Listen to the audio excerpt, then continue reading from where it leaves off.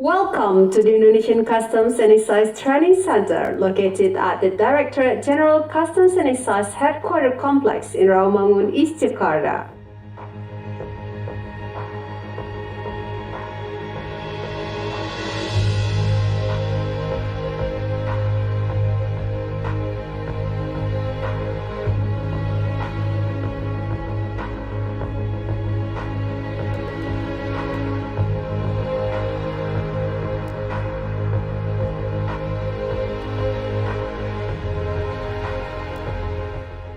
It was established in 1966, aiming to provide world-class quality training within the fields of customs and excise.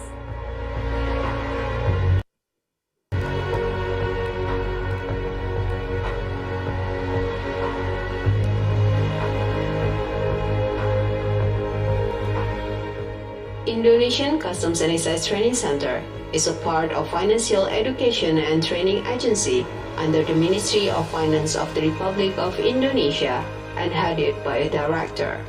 With its 14 best trainers who are highly qualified and well-respected specialists in their fields. The Indonesian Customs and Excise Training Center has officially become the regional training center for the Asia-Pacific region after being endorsed by the head of customs administrations in the Asia-Pacific region at 21st WCO AP Regional Head of Customs Administration Conference on November 12, 2020. The commencement was marked with the signing of a Memorandum of Understanding between the World Customs Organization and the Ministry of Finance of the Republic of Indonesia on January 29, 2021.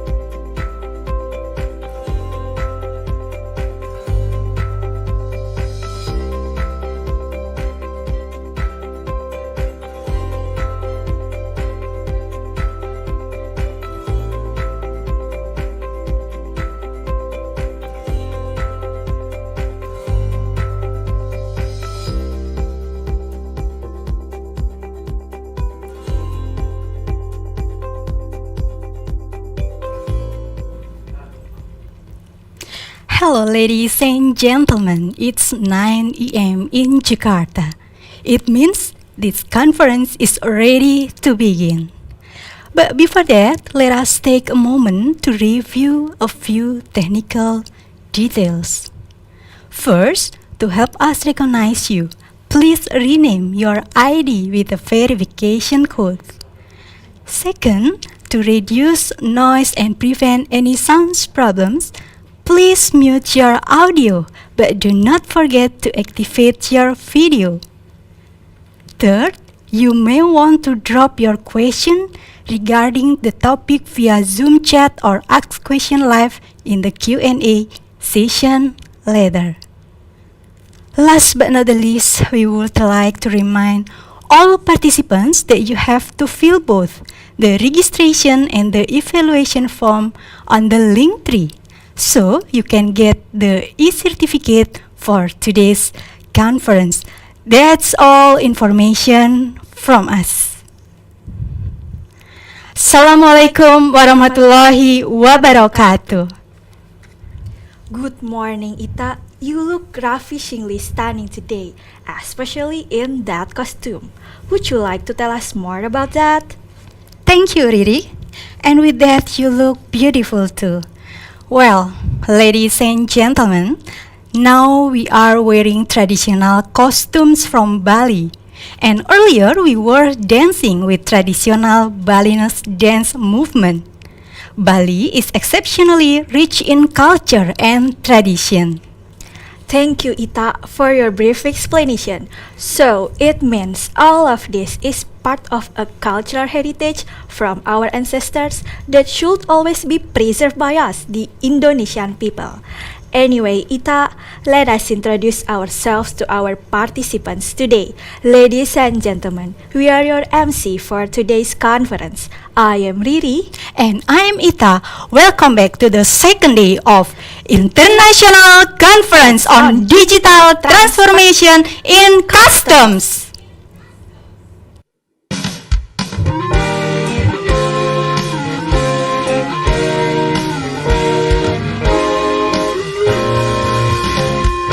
Indonesian Customs and Excise Education and Training Center. Anywhere, anything, anywhere about customs. So come and join us.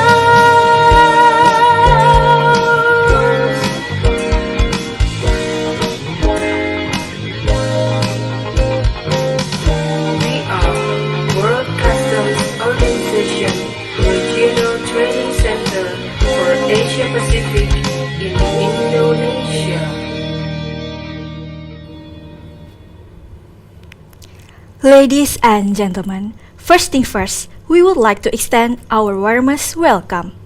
Honorable the Head of World Customs Organization Regional Intelligence Liaison Office, Asia Pacific, Mr. Baek Hyung Min. Honorable the Director of Customs and Excise Information and Technology of Directorate General Customs and Excise, Bapak Agus Sudarmadi. Honorable the Trade Intelligence Director of PT Sepentera, Bapak Royke Lumban Tobing. Not to mention best regard to hundreds of participants who have joined us today.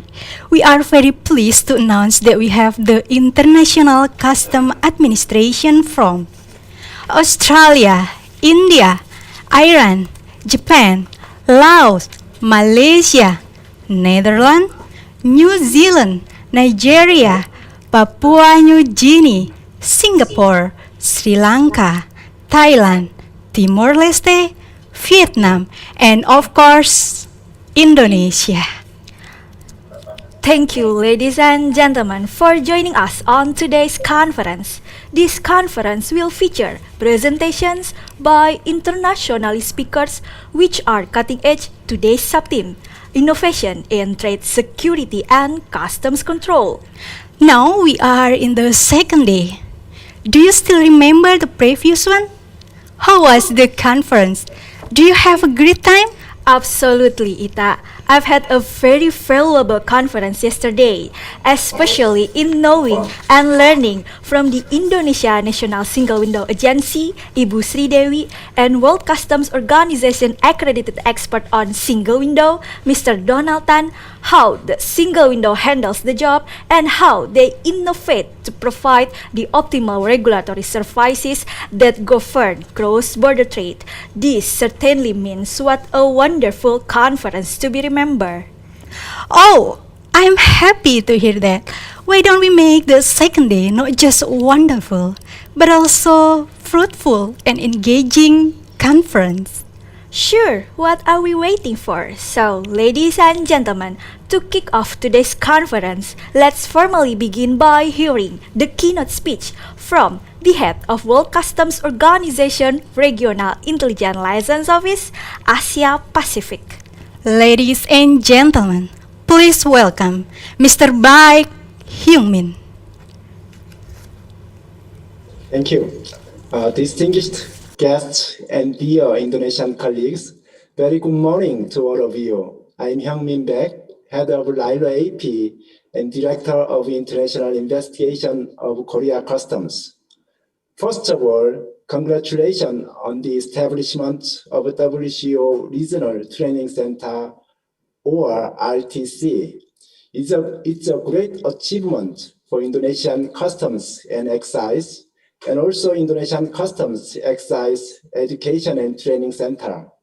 I'm honored and so pleased to be here meeting you all at this wonderful conference on digital transformation in customs. More pleased to attend the Indonesian conference. It is the right time to raise and discuss digital transformation in customs, or DT, as we notice how important digital approach is, especially during the COVID-19 pandemic. There is no doubt the COVID-19 pandemic has been accelerating DT, both private and private sector as well. It is said that DT is the adoption of digital technology to increase efficient and effective service or business through replacing non-digital or manual process. Digital solution may enable new types of innovation and creativity rather than simply enhancing and supporting traditional methods.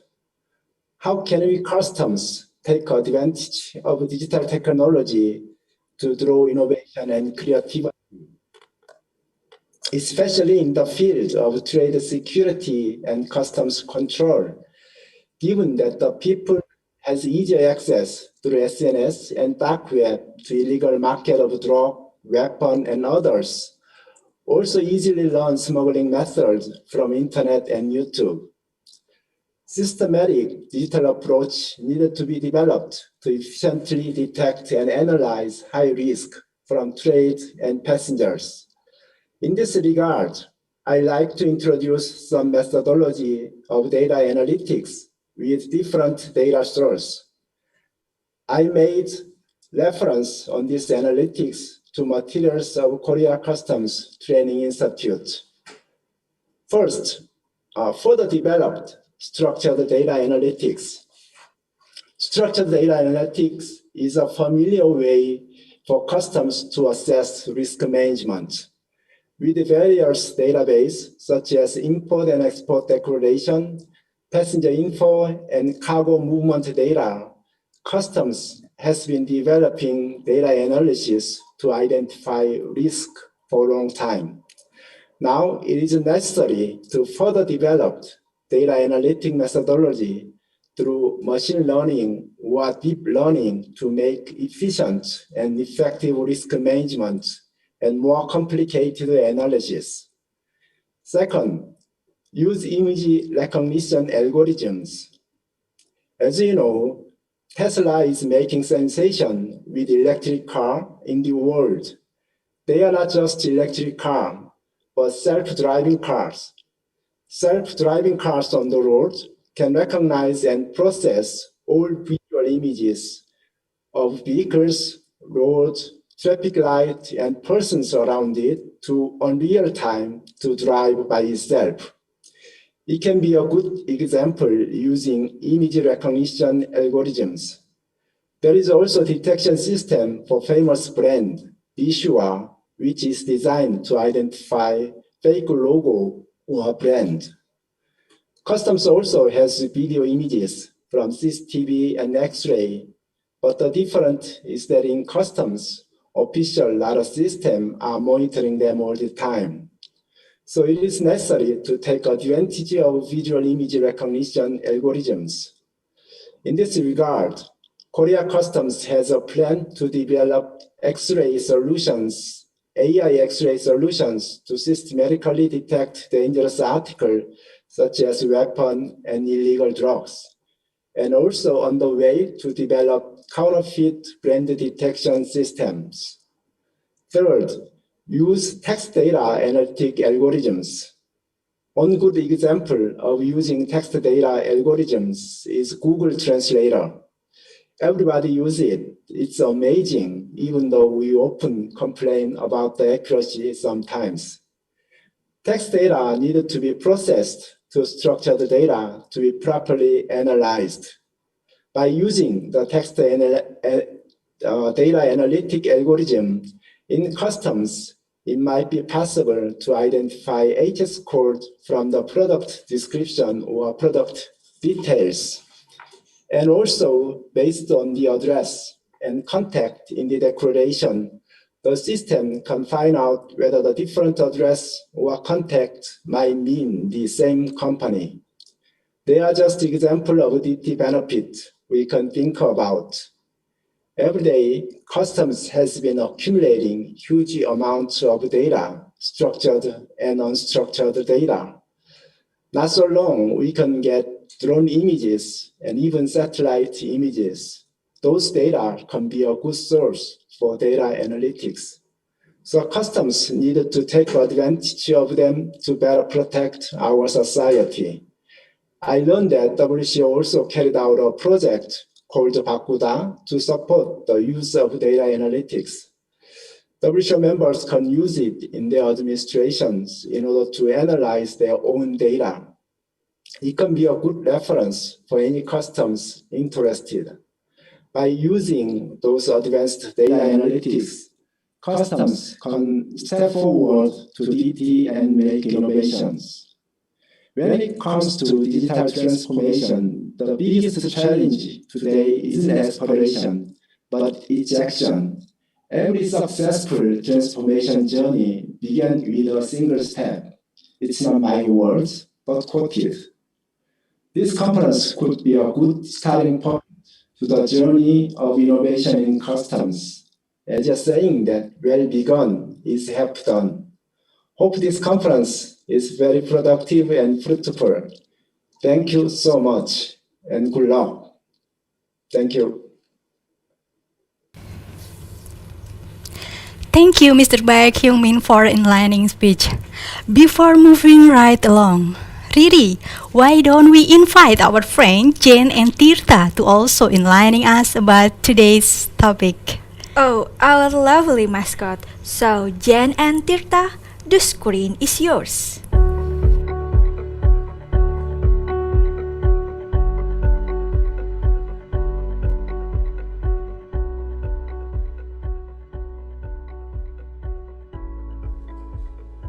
Hello, I'm Tirta. It's good to see you again.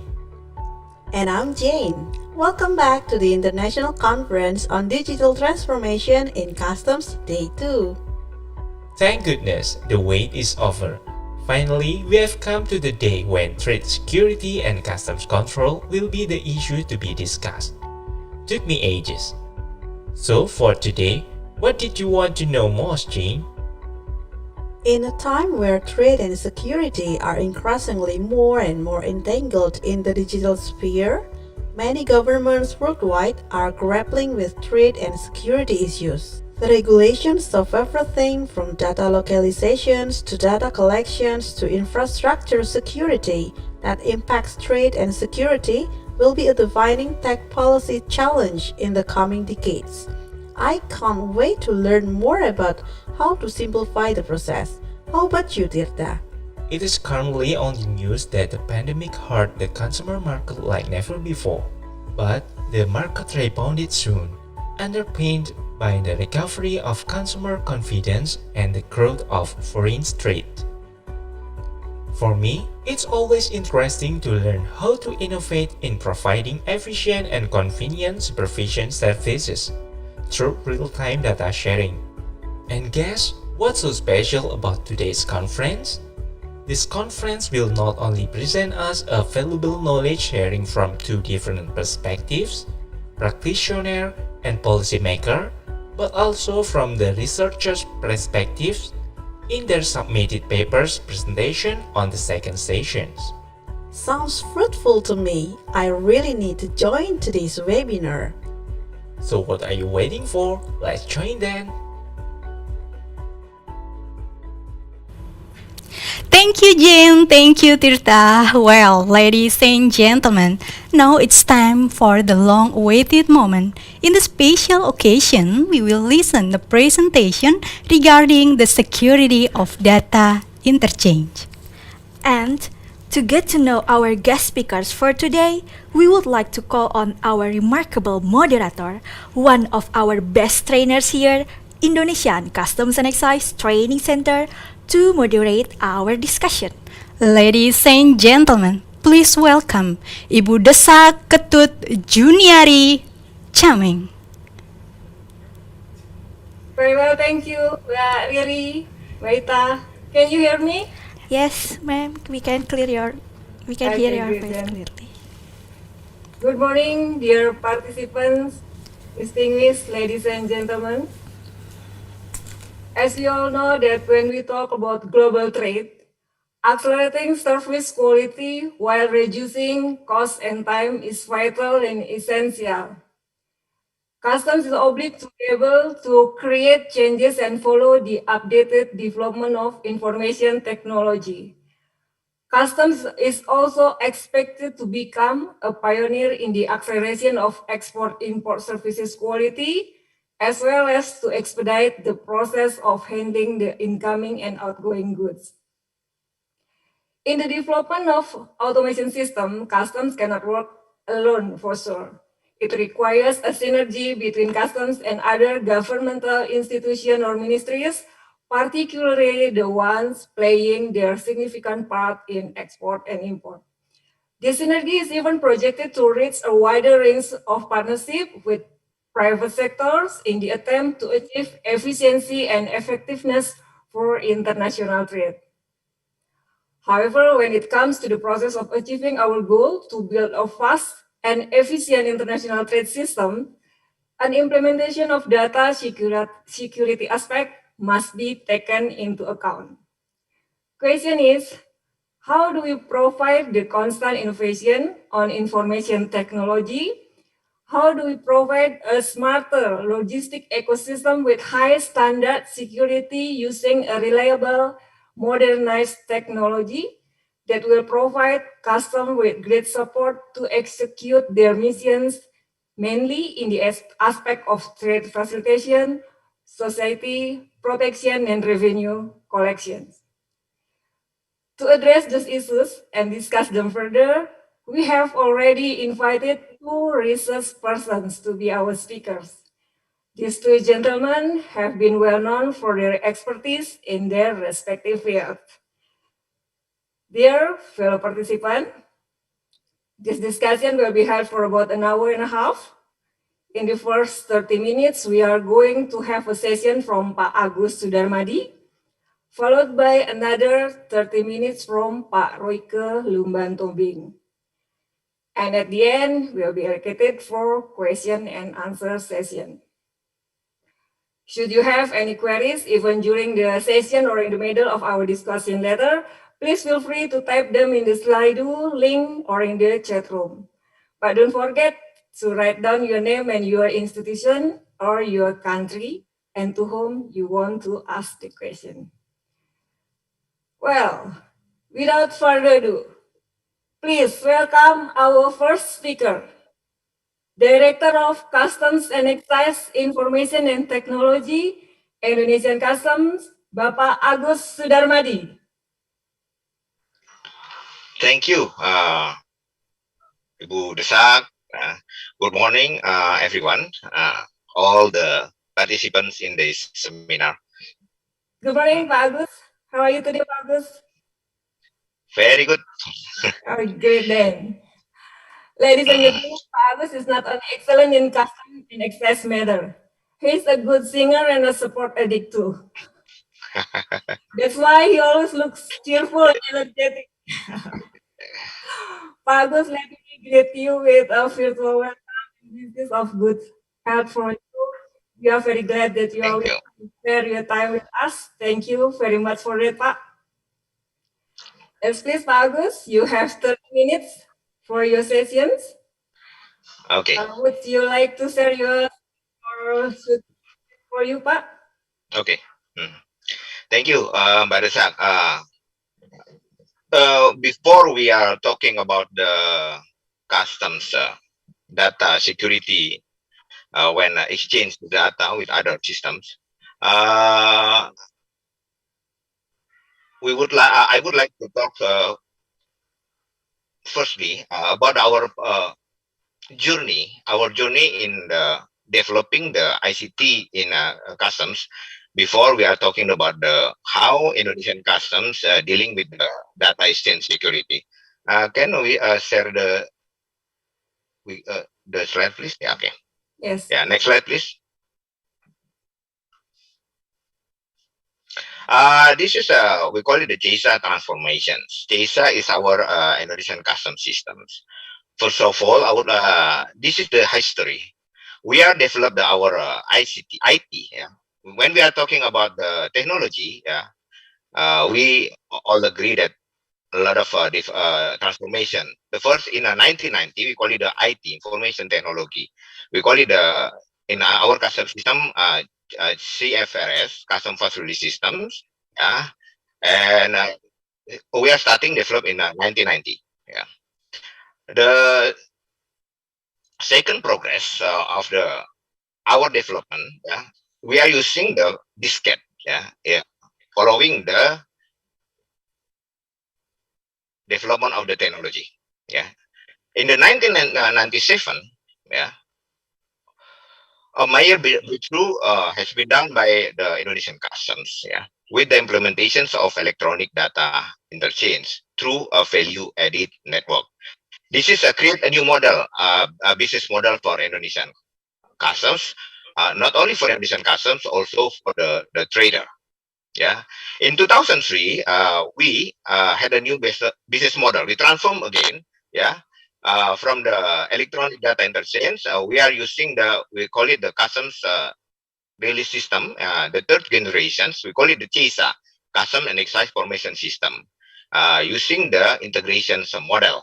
Yeah, CISA is right now centralized, integrated, and interconnected with and automated. And the latest our progress is we call it right now the CISA 4.0. We developed since 2018. Our blueprint will be finished in 2024. The CISA 4.0 is not only using a customs system for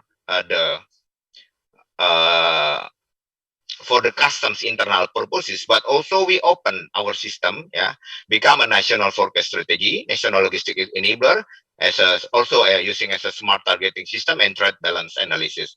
Right now, in lining with our program, CISA 4.0, we also as initiator developing the national logistic ecosystem in Indonesia, meaning that the customs system right now is a backbone for the logistic ecosystem in Indonesia.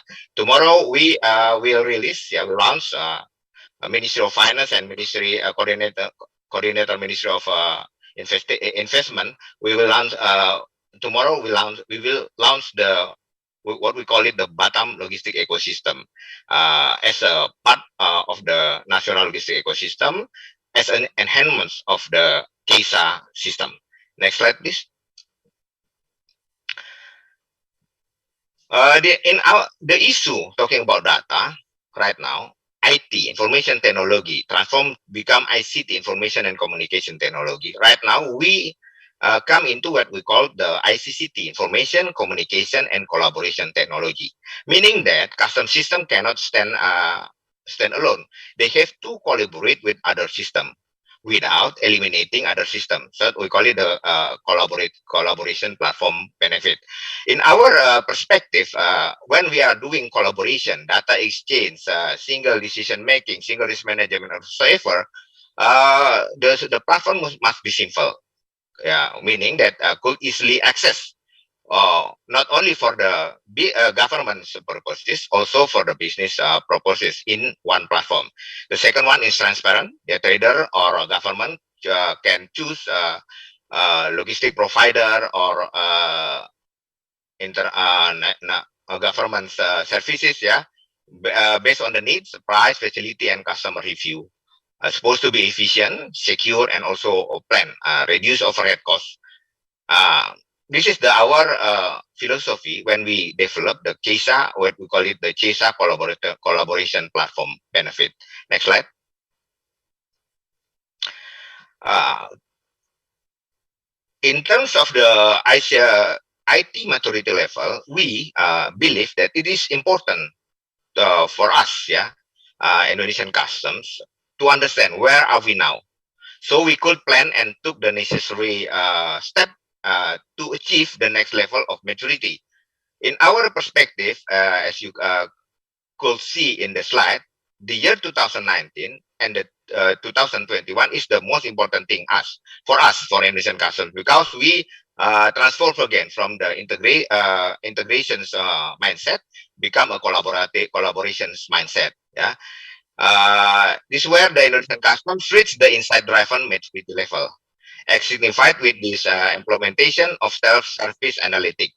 We hope that in the following year, we could achieve the transformations maturity level for Indonesian customs in IT, meaning that we open our system to be to be collaborated with other system, not only in Indonesia but also in the foreign countries. Next. Here in this slide, we could see the CHESA 4.0 development direction and its characteristic. The first one, when we are talking about the data exchange, the data is supposed to be centralized. Used to be we using the approach of decentralized data, because we Indonesia have a lot of islands, 17,000 islands. So at that time, we think that this decentralized system it will suit with our need for doing customs service and customs enforcement. But right now, because of the development of the technology, we right now moving from the decentralized mindset become a centralized system architecture, not distributed. The second one, the issue is we have to collaborate with other system, a system that connected with other ministries or other agencies or other institution, not only government institution but also with the private sector. For example, from the financial sector, from the logistic provider, from the transportation system, and so on. Yeah, the third one is digitalizations, meaning that minimizing the use of analog media and convert to digital media, so that is easier to distribute the data and manage the data for doing the analytics tool, data analytics, and something like that. The second one, the fourth is Internet of Things. Yeah, with the Internet of Things, meaning that interconnectivity between one device to another, so that it can be utilized for organizational needs. Yeah, especially when we are right now in the pandemic, the Internet of Things. Yeah, digitalization is very help us. Yeah, when we are doing working from home or working at the remote area. The fifth strategy, this is the most important thing. We transfer using the big data and artificial intelligence. Yeah, meaning that utilizing big data technology. Yeah, as one of the analytic tools and artificial intelligence to manage existing data, so that it can be provide more benefit to other organization. And the most important thing is will bring benefit to our country. Next slide, please. How we do the central we move from the decentralization become to a centralized. Yeah, we adopt the what we call it the single course concept. Before, yeah, every services and every control using IT applications is silo. Yeah, we have application for import. Yeah, we have application for export, for border zone. Yeah, for enforcement, for audit, and something like that. Silo method. The data also distributed there. But right now we move to become a single core concept, and in the progress we to implement what we call it the single document using the data set. Meaning that once we reach that step, yeah, using the single document, when we are talking about the data exchange, data mining, yeah, with the other institution or other logistic platform, it can be easier, yeah. So I mean,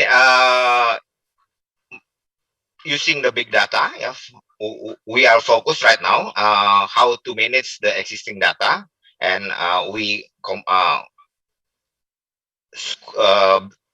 develop that we call it the single document. Yeah, only maybe next year or next 2 year in Indonesia only about one we call it document only customs document. Yeah, not we have a lot of document we call it BC. BC is customs. BC 2.3, BC 2.5. 2 is meaning for export. One is meaning for transport, and for BC 4.0. 4 is for export and something like that. And next step is only using the single document that we call it the customs document. Next slide, please. Right now, also we have smart customs and excise is we develop by ourselves. Yeah, tools with incorporate similar technology on a single core. Yeah, so it will give additional benefit for single core concept that will be used to enhance customs control and enforcement. Some main feature of our smart customs is CISA search, yeah, like a Google like search engine, yeah, on customs database. We also have a single profile, yeah, 360-degree profile of entity, yeah, persons, commodity, and etc. 5 pillars, yeah, in our perspective. The pillar 1 is good, financial, transportations, document, and people. Yeah. The risk engine, yeah, we use machine learning and rules based analytics on customs and excise procedure, and also we use case management technology as insight. Can be used as insight and information for the management on post-seizure analysis. And also we do right now joint analysis not only with the customs, also with the Digitex and other enforcement agency, yeah, between customs data and other government agencies such as tax authority, police, and also other enforcement agency. Next slide, please.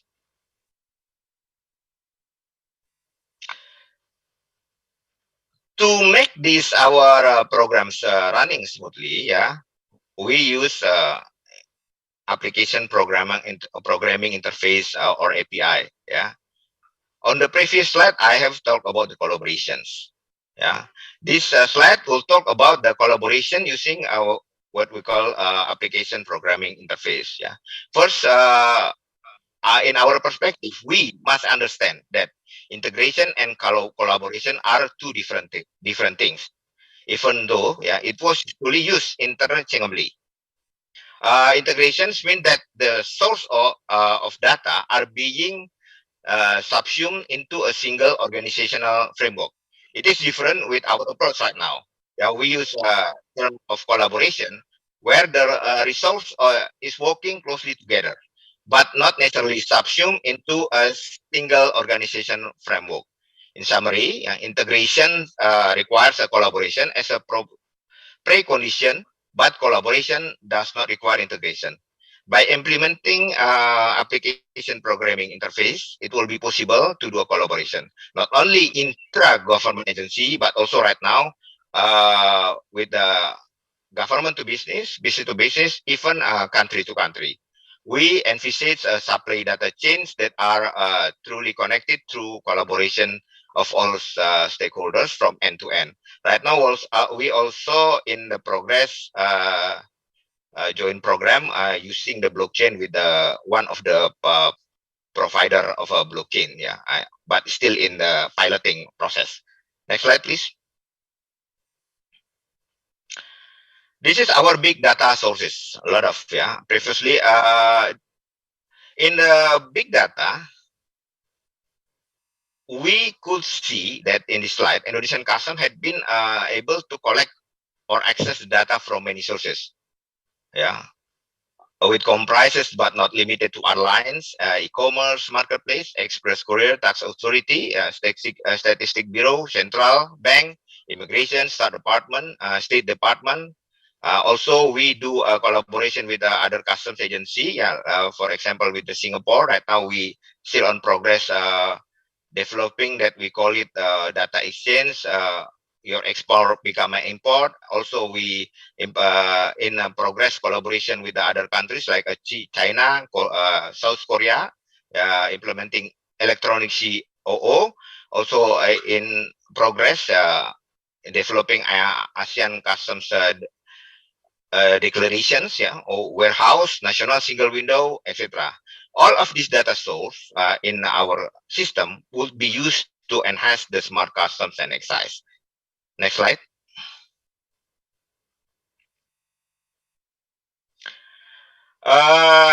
In this slide, I'm going to talk about our security infrastructure.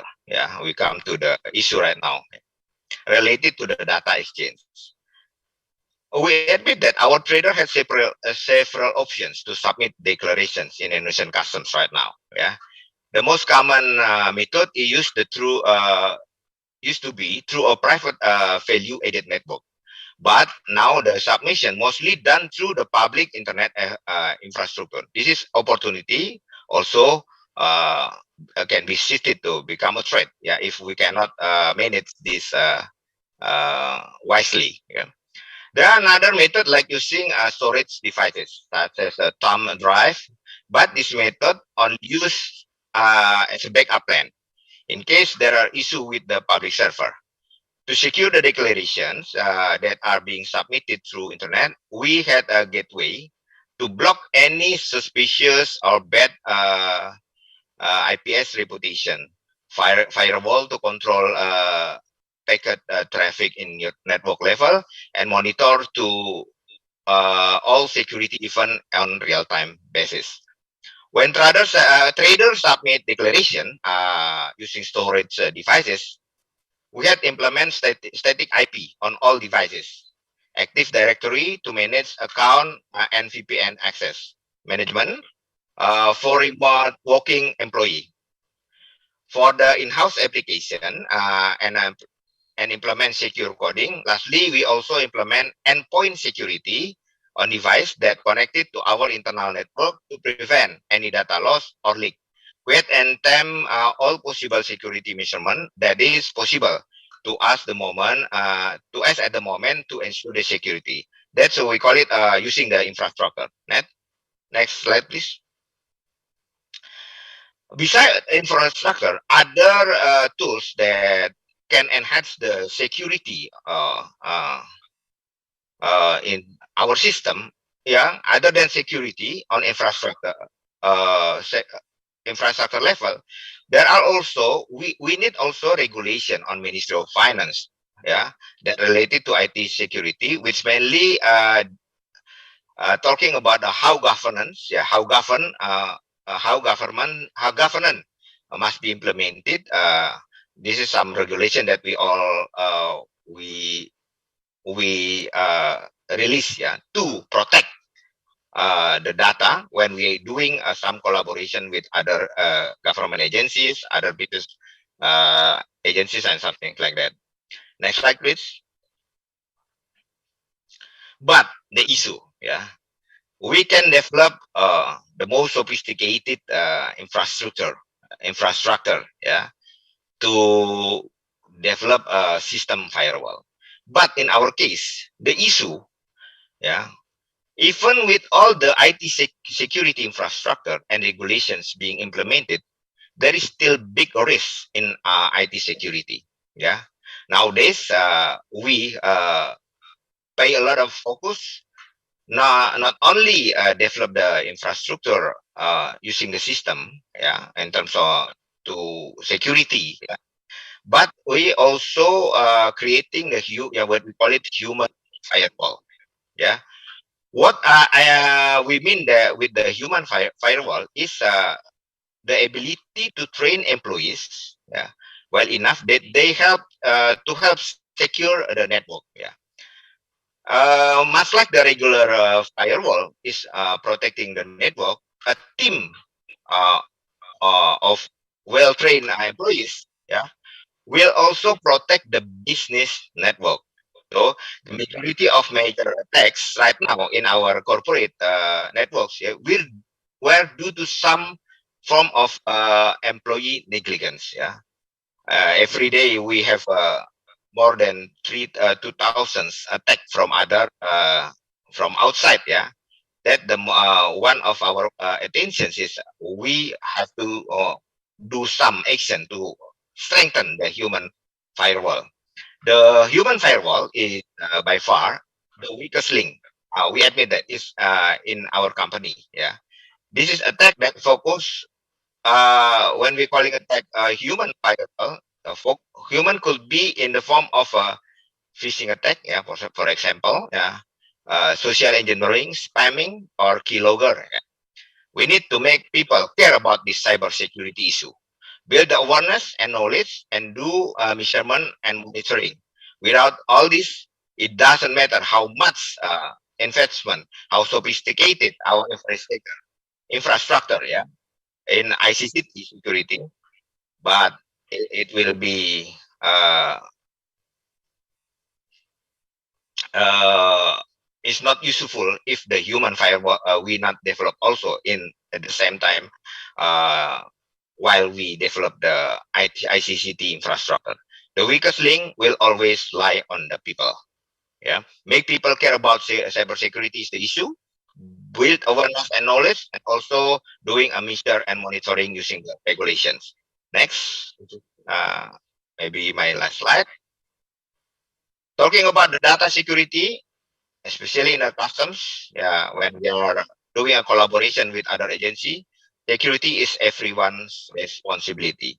So we develop the mindset, yeah, don't be, yeah, we as a customs officer be a weak point in our IT security.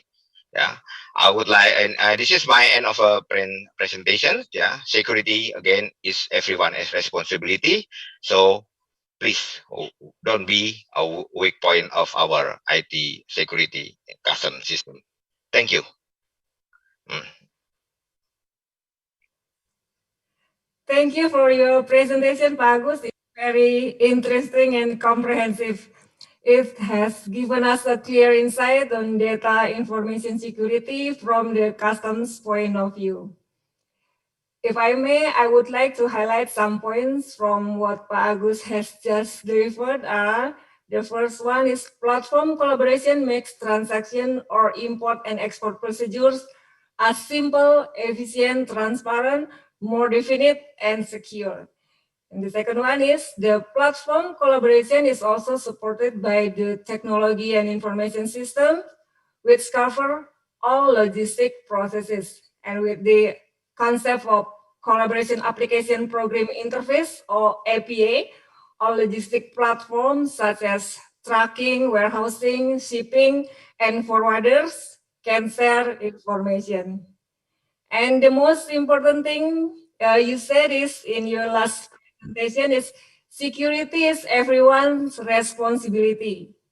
Everyone's here mean it's not only customs and other government institutions, but all of the interested parties as well.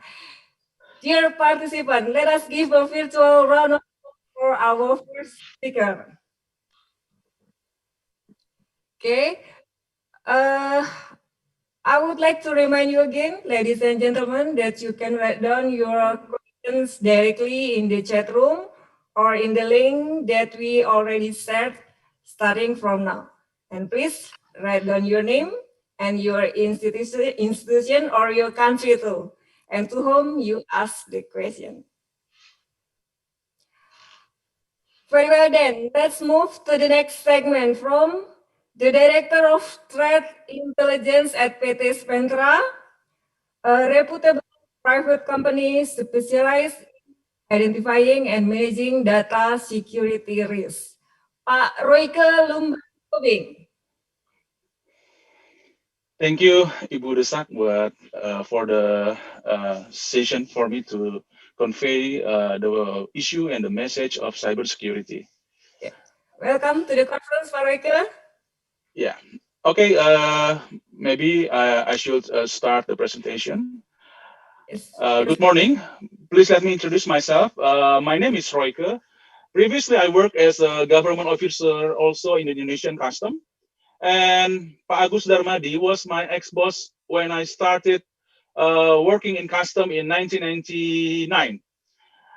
And Pak Agus also the first man in the customs institution that still remember that I was slim before, not like this.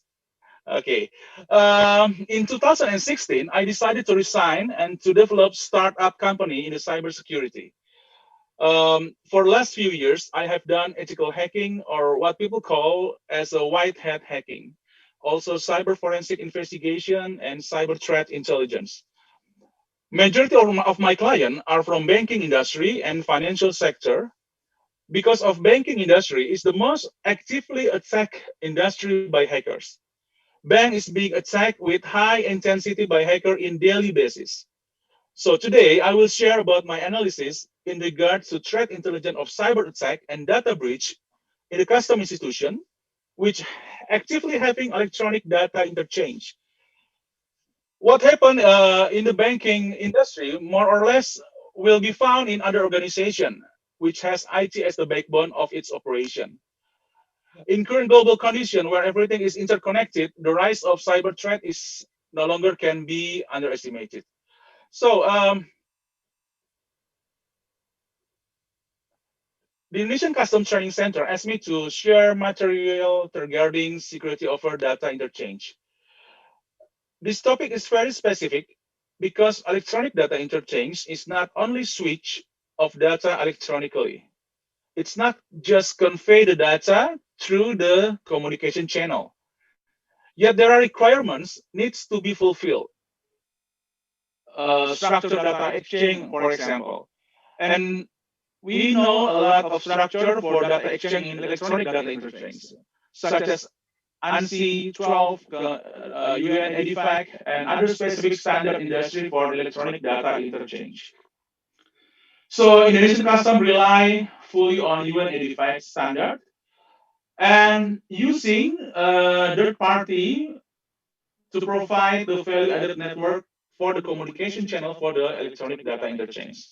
So as a cyber threat intelligence specialist, my main task is to raise awareness on the importance of the cybersecurity in IT operation for custom institution for this webinar.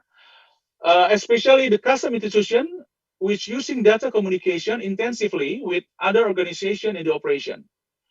During the 1990s, there has been a significant rise in the commercial use of computer networks. Their implication and the risk from the interconnected thing make the new issue. It's called a security for the data that transmit from the communication. So we can see that on the slide that there is two type of communication on electronic data interchange. First is using a value-added network from the party vendor. Uh, it is a private network provider that is hired to facilitate the transportation of electronic data interchange document. Uh, the disadvantage for this type of communication is its high cost and the risk exposure because of the value-added network is provided by the party service provider. So we have a new method to attack an organization that we call as a supply chain attack. The supply chain attack usually the hacker attack the party that support some organization. So we, the value-added network from the party vendor is make the organization highly exposure by the risk of the cyber attack. The second type of communication is internet. We call it as EDI int or web-based EDI. So the EDI traditional technology was updated during the internet and e-business era through the use of this EDI internet technology. EDI internet technology makes it feasible for business of all sizes to process transaction in a structured form by computer. So, however, EDI messages often are sent and received over the public internet. It's completely rely on public internet. So, because of the data exchange is using the public internet, the risk of the cyber attack is get higher. Nevertheless, it does not mean that there is no more organization in this world that not using fan service anymore for sending their EDI data. Usually for certain organization like intelligence or maybe military organization, they are still using EDI data communication and using the third party fan provider for the security purposes. Although the hacker sometimes still can penetrate their defense by exploiting the vulnerability that the third-party fund provider have. Okay, we already learned that since more and more information that is conveyed through a computer network, there is increasing interconnection of a systems and of networks, making any system potentially accessible to a rapidly growing population of users and their system. This is where the problem arises. In today's computerized world, new risks emerge every hour of every day because of these interconnected things. Connecting to the internet opens up the possibility of a hacker targeting your organization. Cybercrime is becoming big business, and cyber risk is a focus of organizations and governments globally. We can see that in the slide, I connect the presentation to the Kaspersky visual cyber attack map. This visualization is from all the data that Kaspersky uh, collect from its antivirus, from its IDS, from its service for a lot of big corporation all over the world. So we can see that the cyber attack, it continually happen every day. If we look into it, there is a IDS code here. It's a intrusion detection system that already installed by Kaspersky all over the world. So the IDS collect all the data from the network that attacked by the threat actor like hacker or state sponsor hacking group. We can see at the screen that the attack is not uh, only on one place, but it's globally, and it's 24 hours from one country to another country. So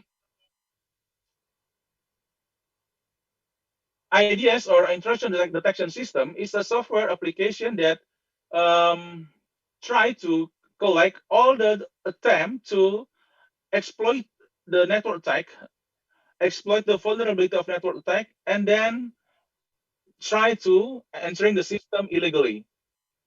After the entering the system, the hacker will have the initial foothold inside the system, and then they will do next operation we call as a lateral movement.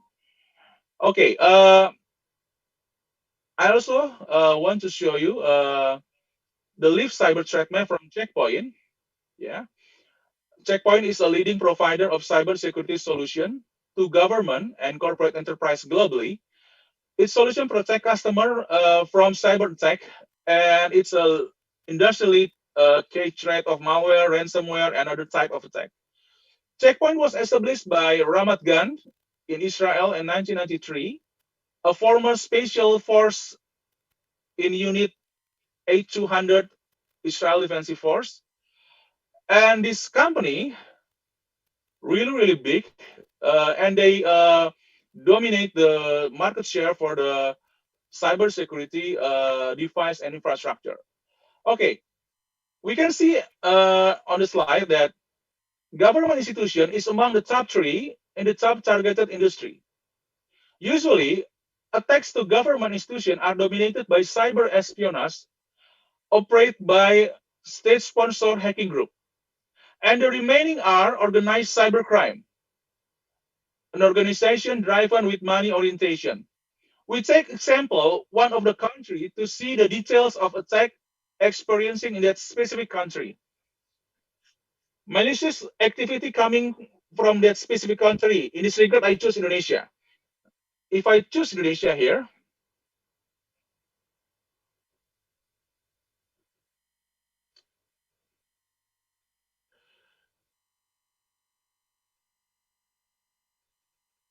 we can see that Indonesia, there is 28.1% botnet activity from Indonesia. This is the highest rate of botnet activity compared to another country. We can also see that Indonesia have a 10.9% banking Trojan. Banking Trojan, botnet, crypto miner, and ransomware are malware. Malware is a malicious software that made by hacker to do specific tasks for the needs of cybercrime, or maybe for the state sponsor operation, or maybe just for breach the system to get or to download all the data that system protect inside their database. So these two slides show us that cyber attack that happen actively every day is the consequence of the interconnected of the computer system all over the world. Data exchange with or without electronic data interchange standard, or web-based communication, client-server communication, file transfer protocol, instant messaging through our personal device like mobile phone, or from our computer or laptop or tablet. We are already connected, interconnected all over the world. So the problem is the security issue that arise from this interconnected connection make we are exposed to the bigger risk, because hacker always have method and technique, tools, and procedure to exploit any vulnerability found on the internet. Okay, we already see the cyber attack every day. So the question is, who is the threat actor and what is the target? We already saw the visualization of cyber attack from two different cybersecurity companies. And then now we will see what is the target of the attack. First is military networks and command center. the main target is their data, their operation, and then their ICS SCADA that used in some of their operation. Attack attempt to this institution is commonly done by state-sponsored hacking group for the benefit of a certain country. Currently, military operations are relying on the usage of information and communication technology. War is no longer a conventional warfare as we know at World War One or maybe World War Two. So nowadays, the conventional warfare is shifting into the unconventional warfare, using hacking, cyber attack as one of their attack factor. So the cyber war actually still happen, but not we cannot read in everyday newspaper about the cyber war data or cyber war even because it happened under the radar. It happened under the surface. So we call it as a cyber Cold War because it's just like a Cold War era of 18th to before the Berlin Wall is down. Everything is under the radar. Rarely we can hear the news from the East Germany about the espionage operation of West Germany there.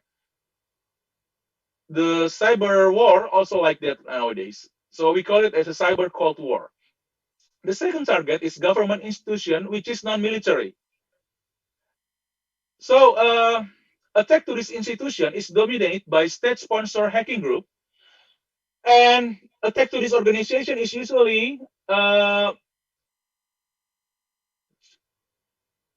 objective is to usually to retrieve the data and to disable the system using the distribute denial of service attack method. So the objective is to data breach and denial of service. The third target is critical infrastructure. For the critical infrastructure, uh, let's say like a power plant and then water water water center of the country that you know clear all the dirty water and make it as a clear water for the people. So it's really sensitive with the cyber attack because they're using the industrial control system, which this industrial control system connected to the network and sometimes connected to the internet. That's make this ICS really vulnerable to the cyber attack by the state-sponsored hacking group. One of the example of the critical infrastructure attack is when Ukraine uh, they have a time where their power plant is shut down by the hacker, so they don't have electricity in 1 hour, 24 hours.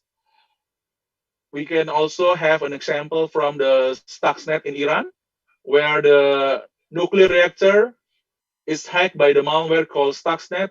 So 1,000 centrifuge of nuclear uranium and plutonium there is stopped working. So the development of the reactor, nuclear reactor, is cannot be operate anymore. So yeah, that's two example of critical infrastructure of cyber attack. And then we have a financial service sector. The financial service include thousands of depository institution and then investment product, insurance company, and credit card and financing organization. So this is a data that related to the private identification information of the people and can be used to gain money in the terms of cyber criminal. So almost two-thirds of large financial service company have suffered a cyber attack in the past year.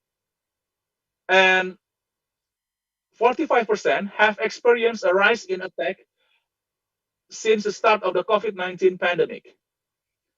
it highlights that these organizations are taking cybersecurity increasingly seriously, with 92% stating that they have increased investment in this area over the past 12 months, with 26% doing a significant amount. The main target of this investment have include secure file transfer, protecting the remote workforce, and cloud Office 365.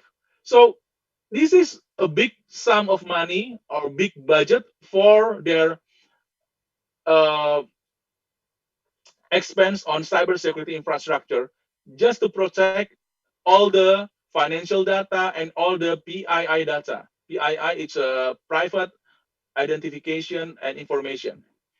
Okay, so we already know the target of the cyber attack operation. Now we can uh, learn about the threat actor. The first threat actor here is the hacktivist. Hacktivist is a hacker activist, someone who attacks computer for political reasons, derived from combining the words hack and activism. Hacktivism is the act of hacking or breaking into a computer system for politically or socially motivated purposes. Hacktivism is hacking activism. And let us be clear that a hacktivist is a criminal. Once again, let us be clear that a hacktivist is a criminal. But a certain type of criminal hacker that using their attack capability, and they think they're using their capability for noble purposes. Actually not. Actually not.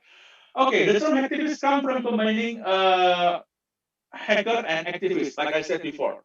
But actually, they just try to showing the beauty and the sophistication of their technique to a lot of young hacker. So it's just about, you know, get cocky.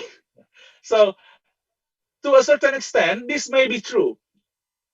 So activists are going to hack something. They just prefer to believe they are doing for a noble cause. But no, it's just their own ego.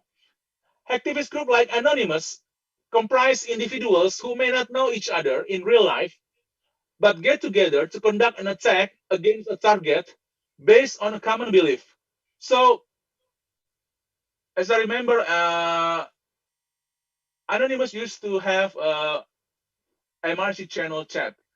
So usually we gather on the channel and have a discussion about a lot of things.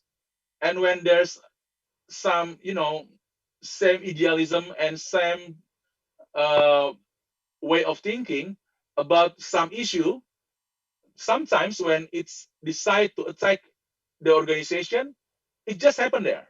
It just happened like that. There is no structure, there is no leader, all of it happening spontaneously, and there is no uh, the body of the structure on the organization of Anonymous. So the hacking is operate uh, simultaneously, and it's a collaboration hacking actually. Each person in Anonymous have their own objective and responsibility in the hacking operation. Another famous group of hacktivists is the Syrian Electronic Army. Syrian Electronic Army is another ideologically motivated organized crime group, and the group is reportedly controlled by the Bashar Assad regime in Syria. Its C was allegedly involved in the basement attack on new outlets, university, and social media, as well as other types of attacks such as hijacking Twitter accounts to spread false information. So the final action is to spread false information. So it's really important because the the war nowadays, as I said before, is a unconventional warfare and using uh, information warfare for uh, influence activity in some region. So Syrian Electronic Army is interesting group from Middle East that have well-established technique and tools and procedure for their operation. Okay, there are also insider threats. Maybe all of us already heard about Edward Snowden. Yeah, Edward Snowden is considered as a insider threat. An insider threat is a security risk that originates within the target organization. This doesn't mean the actor must be a current employee or officer in that organization. Sometimes the consultant, former employee, and business partner can also be an insider threat for an organization. 30% of data breach in 2019, based on Verizon data breach investigation, involve internal actors. Snowden's story is just one example of the potential risk posed by insider threat, but his activities, while being the highest profile, are by no means typically of the scenarios faced by most organizations, particularly in the commercial context. Okay, and then there is a terrorist group in cyber terrorism. Cyber terrorism is the convergence of the cyberspace and terrorism. It refers to the unlawful attacks and threat of attacks against computers, network, and the information system. So the main objectives of the cyber terrorism is political or social objective. Further, to qualify as cyber terrorism, an attack should result in violence against person or property, or at least cause enough harm to generate fear. Attack that lead to death or bodily injury, explosion, and severe economic loss will be example. We also have the most interesting one here is it's called advanced persistent threat. An advanced persistent threat is a stealthy threat actor, typically a nation state or state sponsor group which gains unauthorized access to a computer network and remains undetected for an extended period. This is the most difficult attack to identify. Some some APT even stay dormant for 5 years, and then they active. When they're active, they start executing all the malicious script, all the malicious procedure to exploit all the vulnerability inside this organization. So this is the most sophisticated threat actor we have right now. State sponsor hacking group or APT, Advanced Persistent Threat. Advanced persistent threat group have become increasingly active as an estimated around 30 nation wage cyber warfare operation. And APT groups have proliferated in recent years, and tracking them is complicated. The problem with the APT groups is how to attribute a cyber attack to them, because uh, the hard to identification of the operation of the advanced persistent threat, some people try to identify and record all their tactics, technique, and procedure, and try to look for the, you know, the similarity of the tactics, and then they try to grouping it and suspect it as and attribute it to some country. So this is the hardest one. And the last type of a threat actor is I call it as a thrill seekers. Usually, inside the thrill seekers are script kiddies. Some attackers that aren't skilled or advanced enough to design penetration tool on their own. So they are just using all the exploit or all the program or the script from the internet and use that script to attack something. They cannot write their own script. They cannot make their own tools. They have their limits. So their goal is attack computer system and network, vandalize it, and inflict as much damage as possible. But usually it's only a defacement, a website defacement. Okay, their typical target usually easy to penetrate system, like blog, like not secure website, and some web application that's still very weak because their vulnerability is not taken care of by their IT security guy.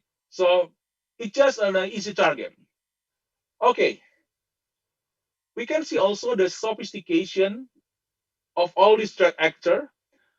From all these threat actor, the most sophisticated threat actor is nation states threat actor because their motivation is to operate the the objective from certain country in terms on geopolitical power and conflict.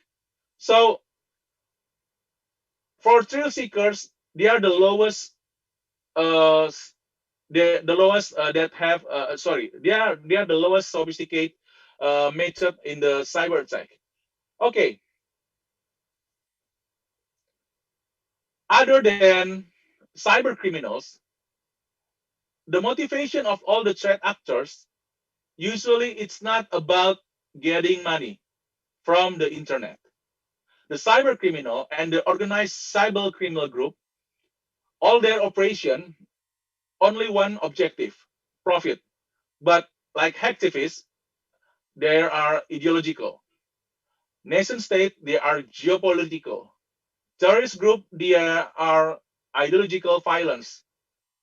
Thrill seekers, they're looking for recognition and satisfaction. And insider threat, it's this content.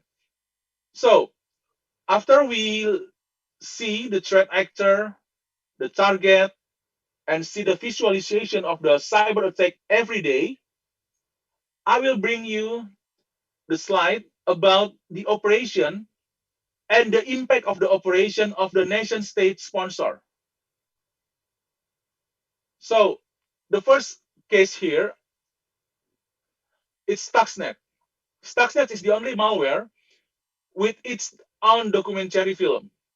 It's now widely accepted that Stuxnet was created by the intelligence agency of the United States and Israel. The malware was co-developed in 2000s by a joint effort between the NSA and IDF. So Stuxnet, which is said to have used for different 0 days at the time, 0 days here means, so in terms of cybersecurity, every computer, every server, every operating system, every tools, all of the infrastructure of the IT system, they all have vulnerability. The problem is when the vulnerability will be disclosed. So for the vulnerability that already discovered but never disclosed, we call it as the 0 day vulnerability. And the 0 day vulnerability is really, really vulnerable.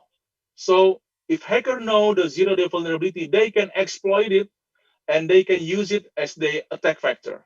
So Stuxnet, at that time, they operated for 0 day vulnerability. So they have been specifically coded to target industrial control system. Its role was to modify the setting of centrifuge used for nuclear enrichment in Natan nuclear reactor in Iran by raising and lowering rotor speeds. So this operation opened a lot of things. So a lot of people realize that hacking can also tampering the working data of the sensor inside the industry.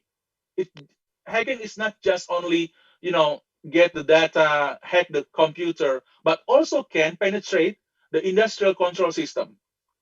The malware was successful and is said to have infected over 200,000 computers all over the world before the virus attacked Natan nuclear reactor in Iran.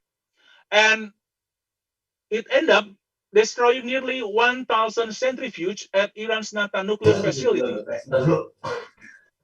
Okay, there is also Operation Red October. This is the biggest cyber espionage operation in the world. Red October may bring a fictitious submarine to mind, like the Hunt for Red October from Tom Clancy novel. But this Red October is a high-level cyber espionage campaign designed to steal, including encrypted files and from mobile phone, and to successfully gain access to government embassy and research agency all over the world. You can see on the screen, the target is government, diplomatic or embassy, military, aerospace, oil and gas company. All this red color of the map is the target of the Operation Red October, including Indonesia. So the attacks target specific organization in Eastern Europe, such as Russian Federation. But there have been victims from 69 countries, including the 6 infected machine in the United States.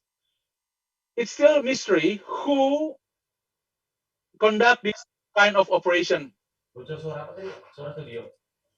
Okay, so I already introduced you guys 2 slides about the famous APT operation all over the world.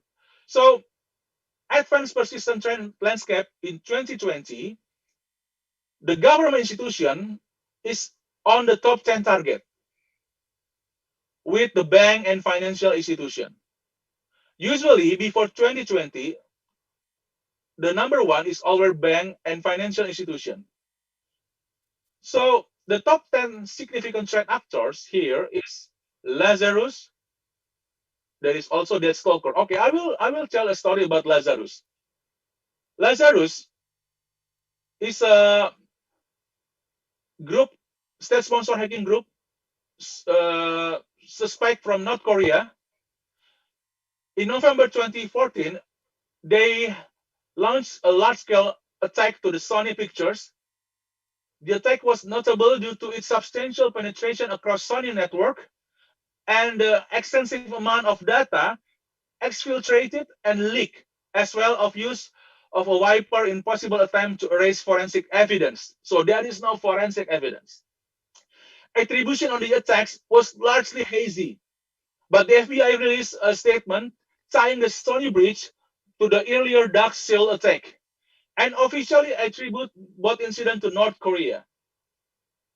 Okay, fast forward to May 2017, with the widespread outbreak of WannaCry, a piece of ransomware that used a server message block exploit as an attack vector. Attribution to North Korea rests largely on code reused between WannaCry and previous North Korean attack. But this was considered to be a thin ground, given the common practice of tool sharing between regional threat groups. Western intelligence agency released official statement to the public reaffirming that the attribution, the U.S. Department of Justice charged a North Korean national with involvement in both WannaCry and the Sony breach. What interesting is that Stalker, the second one. That Stalker is a mercenary for, hacking as a service. So if you have ever heard about software as a service, infrastructure as a service, there is new terminology now. Hacking as a service. Or we can call them as a mercenary. A mercenary advanced persistent threat group that has been leveraging efficient espionage attack on small and medium-sized firms in the financial sector since 2012. The most recent discovery, the group has been targeting companies all over the world, from Europe to Latin America. So we have see how is cyber attack, who are the threat actor, what are their target. Now we will see how all of those things becoming a threat to custom institution, whom applying electronic data interchange, as well as other data exchange, which use web-based technology without following the standards such as artifact via internet. We can see in the picture that those two have attack surface which can be targeted by hacker by using various methods of cyber attack. Should a custom institution has adopted EDI by using the party fan service, or then we need to focus on the cybersecurity posture on the provider of the fan service. So for the custom institution that use web-based electronic data interchange using internet, then we should develop the cybersecurity posture as best as we can do for our institution, because the attack is directly to us, not go to the third party vendor anymore. So we can see here, there is a direct assault, which using a password attack, and sneak attack. Password attack is hacking attack uh, that seek and obtain a system password for illegal access. So usually we call it as a brute force attack. So it needs some computer with maybe 8 or 10 graphic processing unit to make the process of brute force more faster. There is also the distribute denial of service attack or DDoS attack. Uh, this kind of attack is trying to make the factor of availability of the public service of organization failed. So the web service cannot give its service anymore to the public. Okay, in sneak attacks, we see that there is malware, and malware is a malicious software that write by hacker to do some specific things. So there are types of malware here. There are Trojan horse, spyware, or eavesdropping malware, and then there are worm, there are ransomware. But the interesting from this kind of malware is ransomware. We will see that ransomware will be a next trend in 2021, and the operation of malware can make an organization have denial of service also, not just log some data for asking some ransom. Okay, there is also cyber espionage. Cyber espionage is a form of cyber attack that steals classified sensitive data or intellectual property to gain an advantage over a competitive company or government entity. Cyber spies are armies of nefarious hackers from around the globe who use cyber warfare for economic, political, or military gain. These deliberately recruited and highly valued cyber criminals have the technical know-how to shut down anything from government infrastructure to financial statement or to utility resources. They have influenced the outcome Sorry to of interrupt, political election. operator. Yes. Uh, Time is 5 minutes left. Sorry to interrupt. Okay. Okay. They have influenced the outcome of political election, created havoc at international events, and helped companies succeed or fail. So, because all of this cyber attack problem from a lot of threat actor groups, the data breach cost on 2020 is $3.86 million. And if we see here, almost data breach, almost all the data breach is conducted by using malicious attack. It's 52%. So, what is the threat landscape for 2021? The most uh, increasing rate of the sophisticated technique for attack in 2021 is using the ransomware. So more sophisticated ransomware in 2021 and more advancement in social engineering attack, lack of supply chain attack and web attack, and also the underground economy in the dark web. The underground economy, as I mentioned before, is hacking as a service in the dark web. So what should we do? So as a customer organization, we should pay attention on people and process and technology for development of our cybersecurity. The common mistake that made by some organization is they care about technology first, but we should care about people first by training and awareness. And after that, we develop some procedure policy to make the people comply to the cybersecurity best practice. So this is the end of my presentation. Uh, if there's any one of you would like to have this presentation, maybe you can contact the organizer. I will give you the PDF of this presentation. Thank you very much.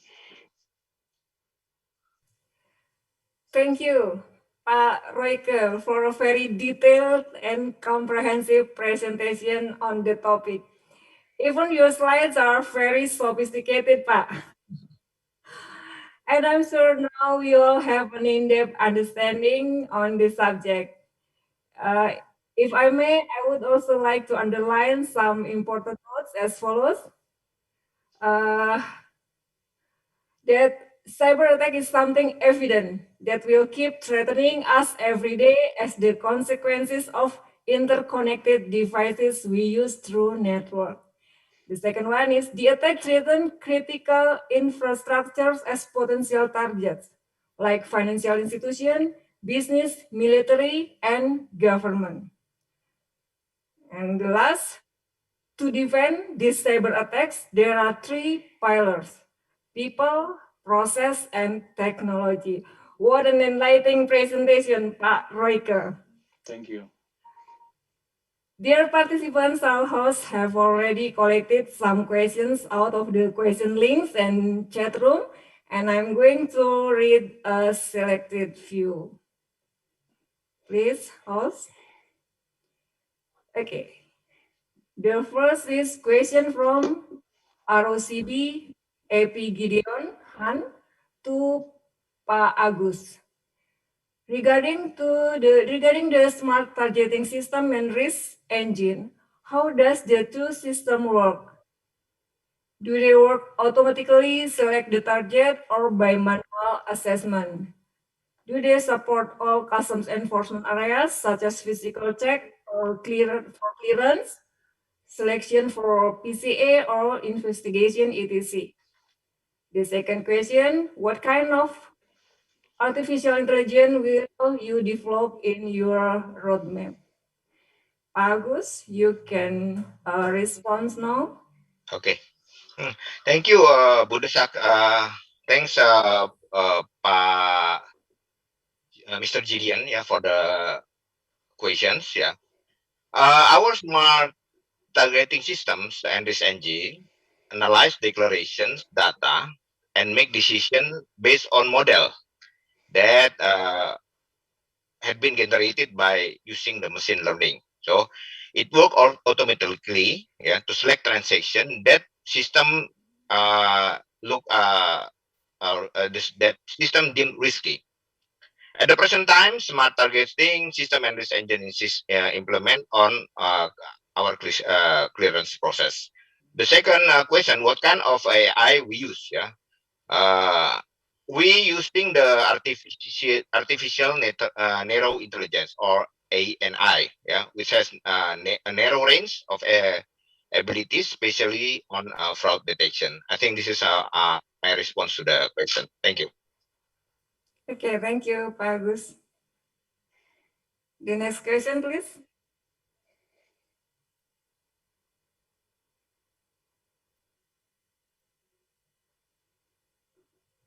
Which question, Bu Desan? Wait a moment, Pak.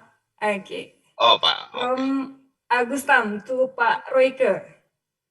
In December 2019, the Russian government announced that it concluded a series of tests during which it successfully disconnected the country from the worldwide internet.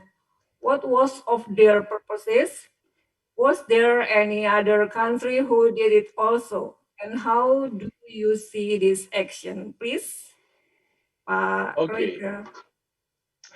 Actually, Russia is really advanced. They are really um, their hacking capabilities, their operation, their tools, technique, and procedure is really advanced in terms of the infrastructure hacking, and then big infrastructure uh, penetration, and also the industrial control system and other things like that. So when they try to disconnect a country from the internet, in terms of warfare concept, it's really important. If you want to invade a country, there is two things you should do. First, you disconnect all the communication. The second is you sabotage all the critical infrastructure inside that country. So this experiment, I think it's not just only Russia that tried this. A lot of country that have a good resource and have a good team of hacker, maybe they also try to do an experiment about how to disconnect the internet connection. The most easiest thing to disconnect Indonesia from the internet, as an example, is we cut all the underwater cable that connect Indonesia to the internet to Singapore, maybe, or maybe we can, hijack the satellite that transmit internet data with low, low bit rate. So I think it's common in terms of cyber war, cyber conflict, and cyber espionage. The experiment like this is common. So there's nothing special. Maybe that. Thank you, Pak Reke. Next question, please.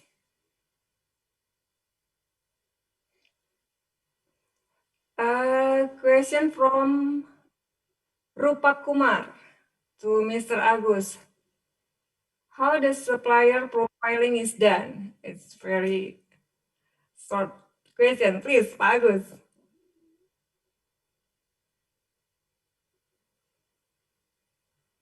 You're still mute, Pak. Yeah, how the supplier profiling is done. We have to approach for internal purpose. Yeah, the profiling is done by we are using the data mining on historical transactions. We had done automatic labeling on all supplier data that are available in our system. We hope that we could collaborate to get more comprehensive information on on supplier.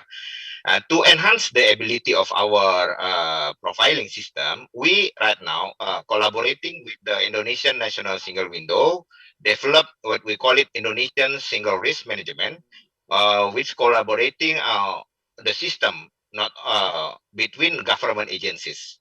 So we hope in the near future we have a single risk profiling, yeah, for the entities, entities and activities. For example, for the entities, we use the two uh, we use uh, approach like entities and the activities. So entities meaning that like personal informations, and activities regarding activities to the business in the logistics.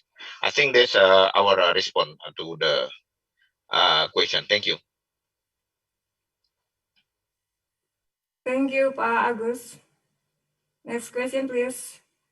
Oh, to Mr. Royke from Gideon again. How serious is the cyber threat in customs data warehouse? So far, how many did cyber attack have been tried to customs data systems? Please, Pak Royke. Okay. Actually, custom institution, as a lot of government institution, is a it's a great target for the hacker. If a hacker can make a data breach operation to the custom institution, they can download all the trade data of a specific country, and then by the power of the big data science and other things like that, they can sell the data in the dark web for a lot of big company that want to make a specific product for Indonesia. I think one of the example, maybe, I don't know, it's just a fictional story, but a company like Amazon, maybe, if they want to know what is the preference of the Indonesian customer for certain goods, they should pay a lot of money to the consultant, like Anderson Consulting and like consultant like that. But what if they can get all the Indonesia trade data from 1999 to 2017 from dark market in dark web from hacker?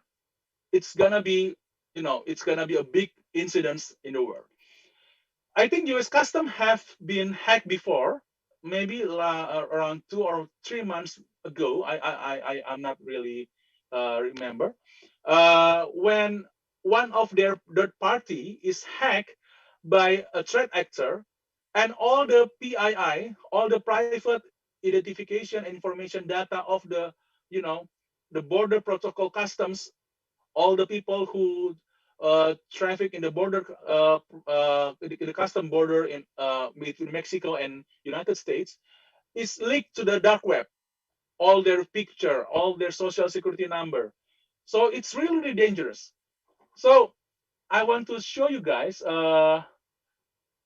common misconception, common misconception about cybersecurity for our organization. We already have antivirus. Our data is the cloud, so it's safe. We're too small to be targeted. An attack won't happen to us. We already spending a lot of money buying expensive cybersecurity infrastructure. We don't have anything hacker wants. All of this statement is misleading. So a hacker only need one small hole and exploit that hole to entering your organization system. And then when he got the initial foothold inside the system, he just stay dormant. And after that, he will make a lateral movement, exploring all your organization infrastructure. When he discover a good data inside the database server, they will upload it to their cloud and then sell it on the dark web. So it's really dangerous. Maybe that's the answer for your question. Yeah, thank you, Pak Reke. Is there any? Okay, next from Sadik from Nigeria to Pak Agus. Now, can you please demonstrate briefly how JSA is being used for trade balance analysis in Indonesian customs and excise? Thank you. Pak Agus, please, to Thank demonstrate you. briefly. Okay. Thank you, Mr. Sadik, for the questions. Yes. Again, in terms of the for doing trade balance analysis, we are collaborating with the Indonesian National Single Window. Right now, we develop that what we call the national dashboard on trade balance trade balance using the analytical tools for make such kind of the dashboard. For the customs purpose, on the descriptive level, we use Tableau to create the trade balance visualizations. Yeah, we analyze trade balance to understand whether our trade balance positive or negative. If negative, we are looking for why it is negative. Is our economy affected by this imbalance or our trade volume increase? We also compare year on year, year to date, and month to month data. Predictive analytics could be used on yearly cycle, seasonal effect, and put economic fundamental on perspective to forecast extreme conditions. We have we wish that in the near future we can do a prescriptive analytics for doing that. Thank you. Thank you, Pak Agus. Is there any question left? Host, please.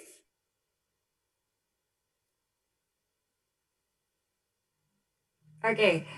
Question from Purwadi to Pak Royke. Thanks for good presentation.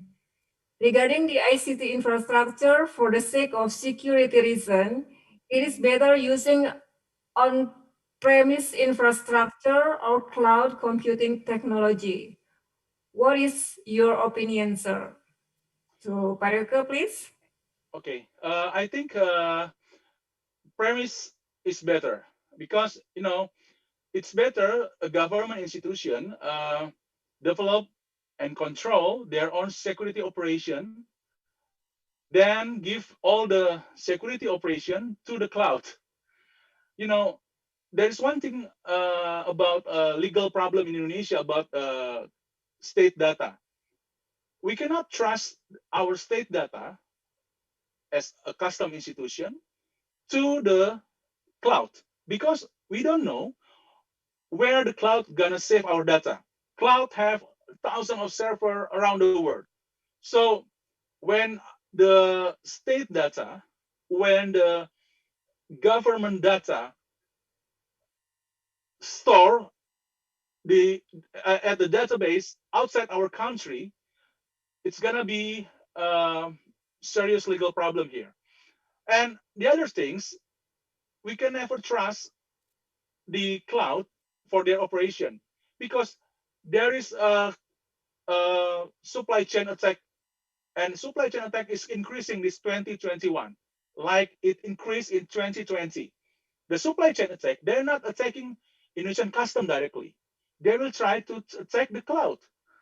So I think the best for Indonesian custom is have their security operation and all their infrastructure on their hand, not operate by another uh, another vendor or maybe another government institution. You should have your own responsibility of your security. It's better. Maybe that's the answer. Okay, thank you, Pak Royke. And now question from Segis, Timor Leste, to Okay. Mr. Royke again. Have you Okay. heard? Yeah. Yes. Sorry. Okay. Have you have experienced case of Asikuda system and single window system hacked by hackers? Thank you.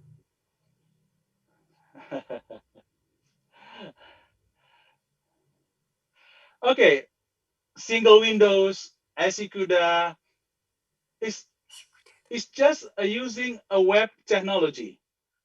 And as long as using web technology, there's a lot of vulnerability that can be exploited by the hacker. I will show you.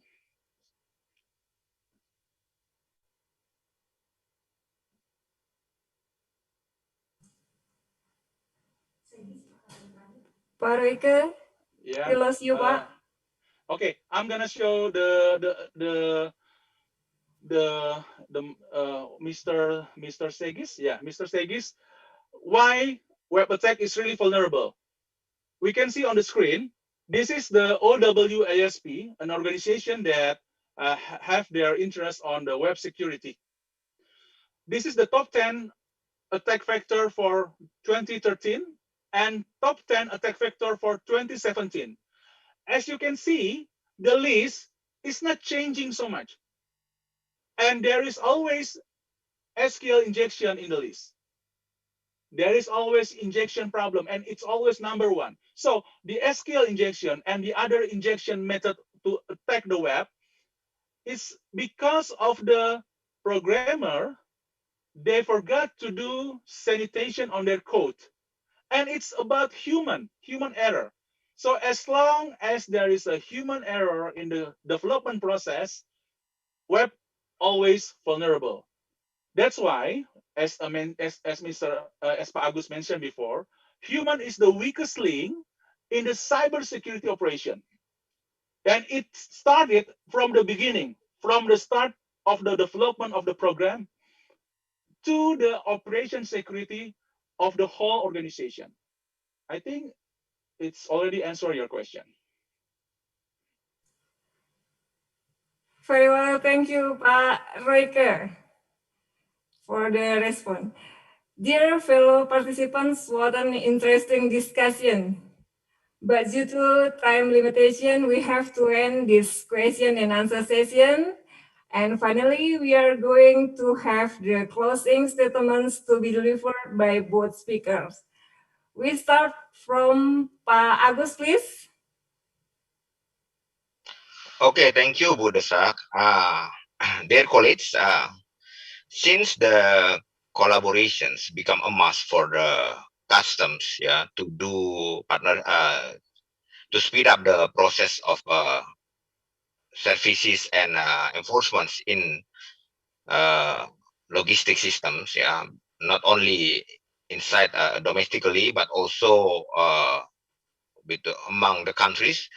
As we already talked before, that let's we aware about the threat on cybersecurity in terms of when we are doing the collaborations between us. I think uh, the key word is human firewall is must be developed because human the most weakest point on data trade security. Thank you. Thank you, Pak Agus. Yes, Pak Royke, the floor is yours. Okay, I just want to say that cybersecurity is inevitable for every organization nowadays. So the innovation and all the business process that translate into the innovation of the web application, new system, and other things like that is really, really vulnerable to the cyber attack because the nature of the internet we have nowadays. So I think we have to start develop the cybersecurity posture of our organization, starting by building our people. That's all.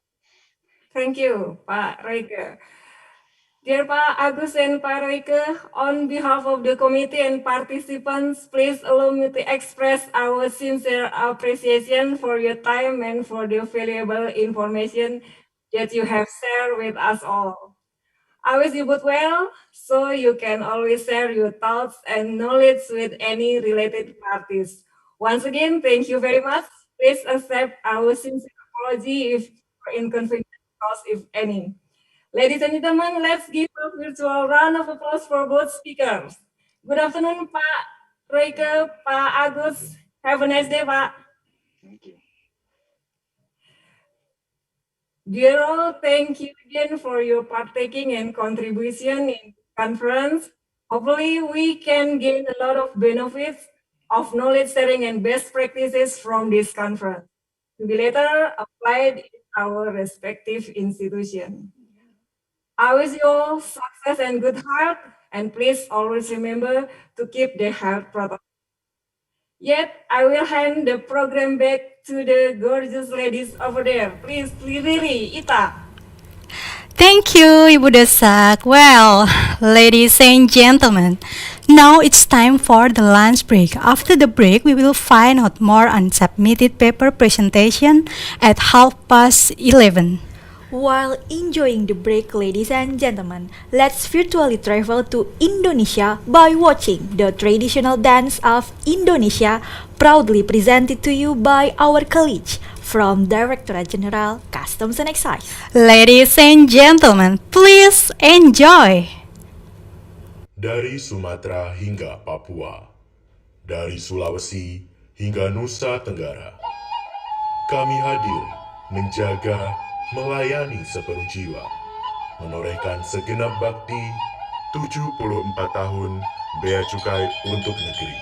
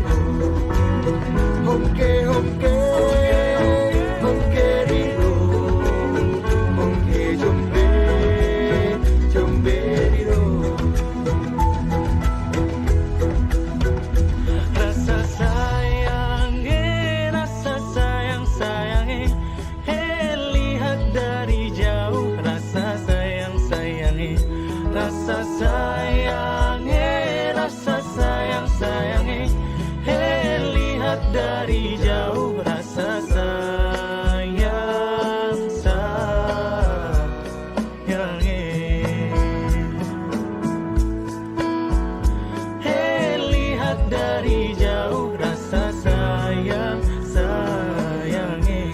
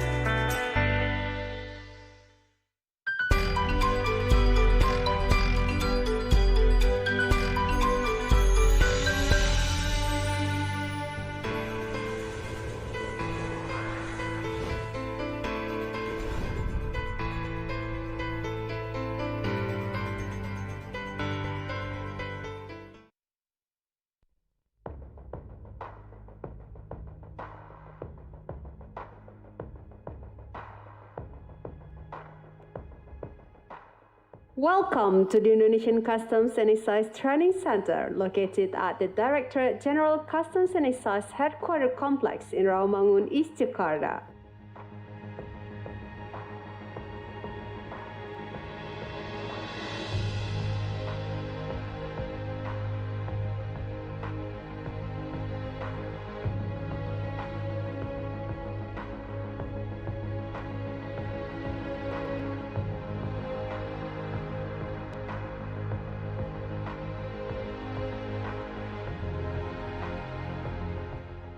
It was established in 1966, aiming to provide world-class quality training within the fields of customs and excise.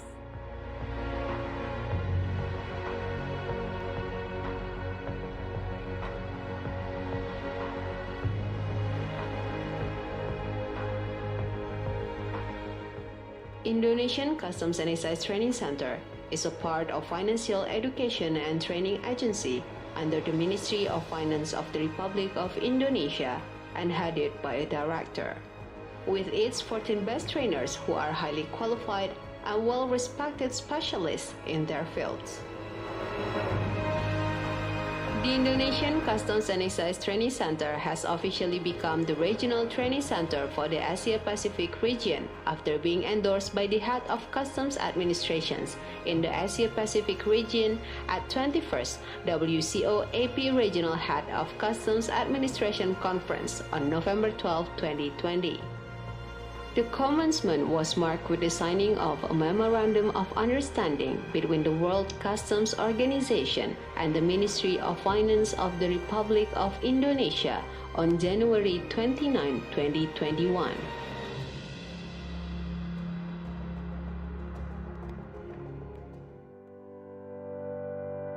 We organize customs and excise courses in a various number of specialized fields through the annual scheduled training programs and other additional courses to meet the training needs that arise every year.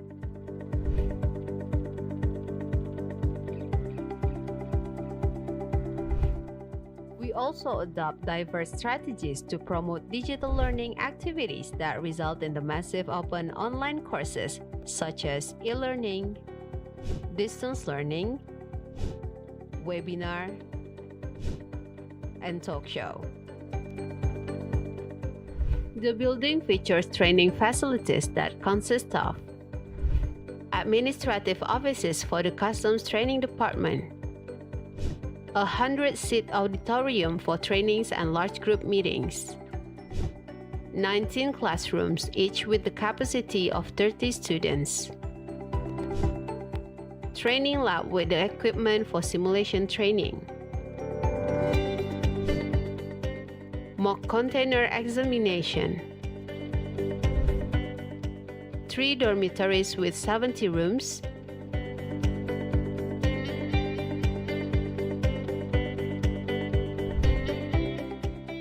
digital learning room, computer laboratory,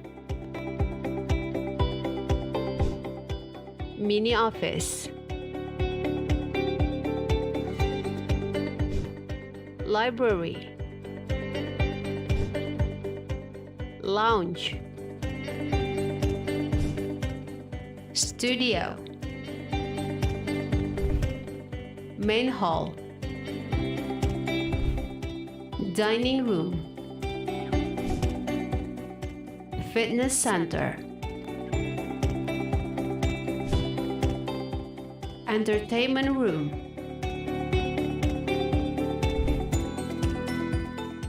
stadium,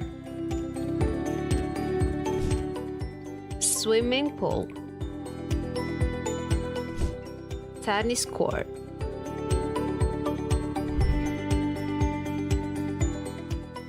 Now we are more than ready to be the best place to respond to officers' training needs, to forge links with neighboring countries, and to facilitate the follow-up World Customs Organization programs in the Asia-Pacific region.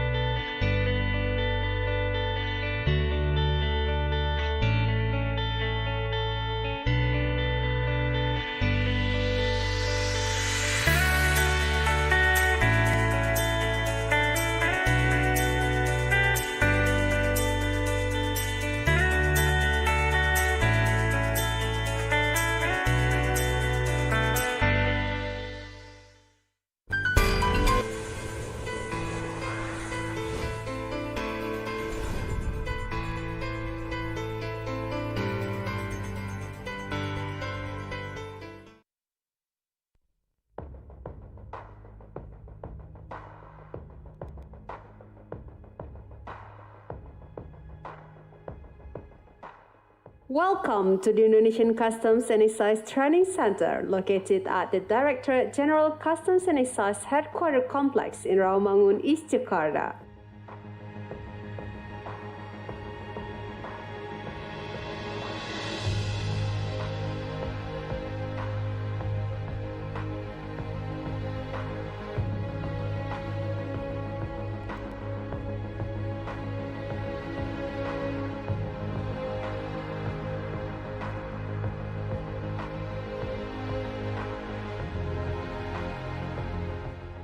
It was established in 1966, aiming to provide world-class quality training within the fields of customs and excise.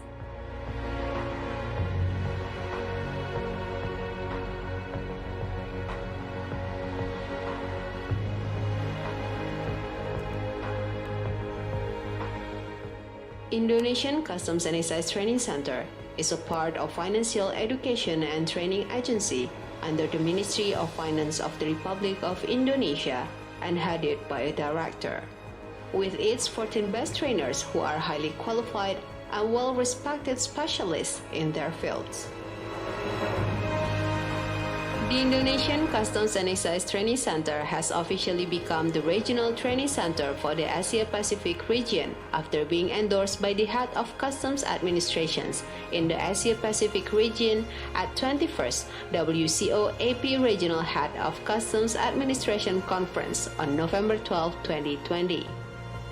The commencement was marked with the signing of a Memorandum of Understanding between the World Customs Organization and the Ministry of Finance of the Republic of Indonesia on January 29, 2021.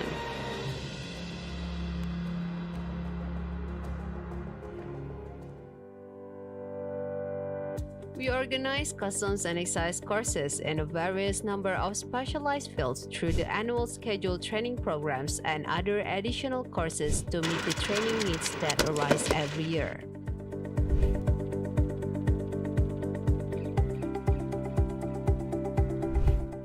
We also adopt diverse strategies to promote digital learning activities that result in the massive open online courses such as e-learning, distance learning, webinar, and talk show.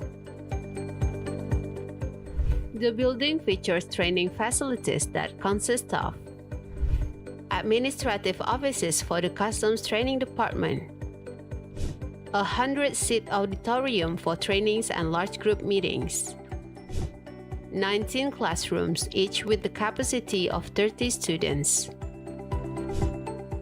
training lab with the equipment for simulation training, mock container examination, 3 dormitories with 70 rooms,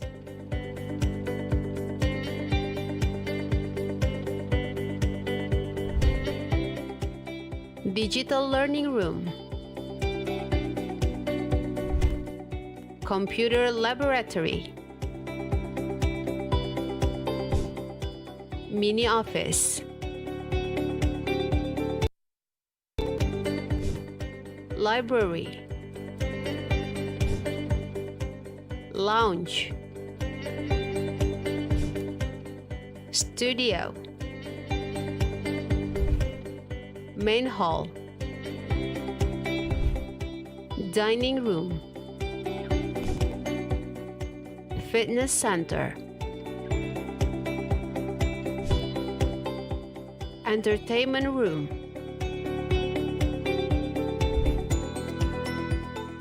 stadium, swimming pool, tennis court.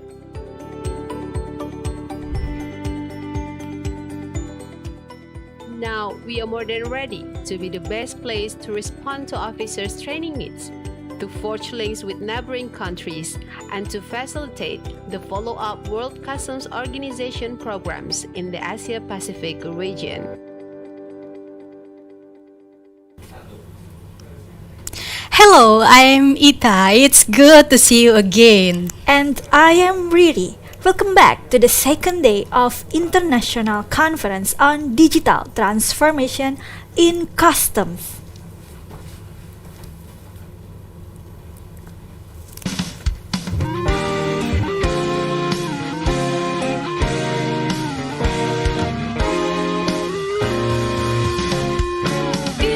Indonesian Customs and Excise Education and Training Center.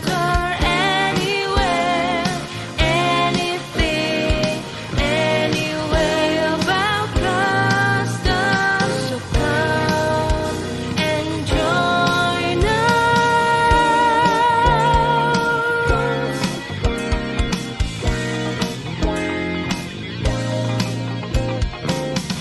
We are World Customs Organization Regional Training Center for Asia Pacific in Indonesia. Well, ladies and gentlemen, let's continue our conference. There is to listen the presentation regarding innovation in the trade security and custom control. First and foremost, for the next 15 minutes, Mr. Hassan Ali Khojaste Ali Abadi, a PhD student in Public Financial Management of Islamic Azad University from Iran, will talk about development of risk assessment management model of import declaration in Iranian customs based on data mining technique. Sir, the time is yours.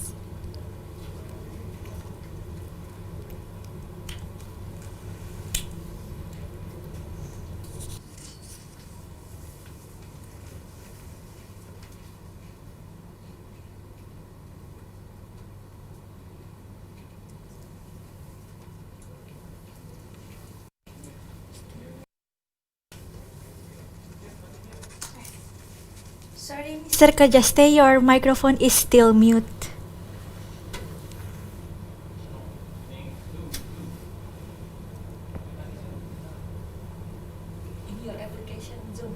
In your application Zoom, maybe your microphone is still mute.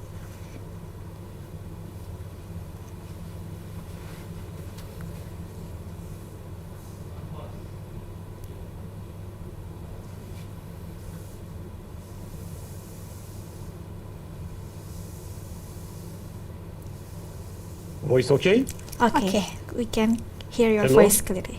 Hello, Mr. Kajaste. Good afternoon, Mr. Good afternoon. Okay, please, Okay. we would like to listen your presentation.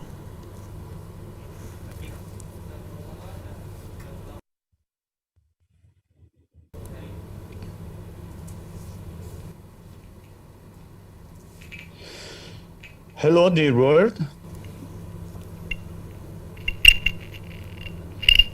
Development of risk assessment management model of import declaration in Iranian customs based on data mining techniques.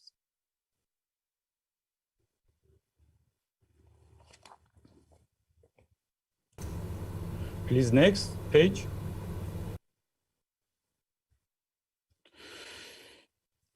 The purpose of this study is to identify a comprehensive and intelligent model for risk assessment and classification of import declarations. In this study, based on the statistical universe, which is data-driven data mining techniques have been applied. Statistical data were extracted from the cross-border trade system, comprehensive system of customs affairs of Iran customs in the number of 575,006 import declaration of all Iranian customs related to 2018 and 2019, and after pre-processing and preparation of data and identification of various variables. The final data with 14 diverse data analysis algorithms including decision tree, neural network, housing, random forest, logistic regression, nearest neighbors, adables, voting, bagging, MLP fuzzy pattern tree top-down were analyzed using Python software, and after validation, the results of these algorithms were compared with each other. Finally, the random forest model as a comprehensive model for predicting and determining the risk category of import declarations were selected. Please, next page. This research article is organized in 3 axes. The risk management in custom administrations, the contribution of foresight as a decision-making tool to the dynamic and complex environment of customs administrations. Predictive analytics tools for big data and their contribution to mass data management in the customs context. Please, next page.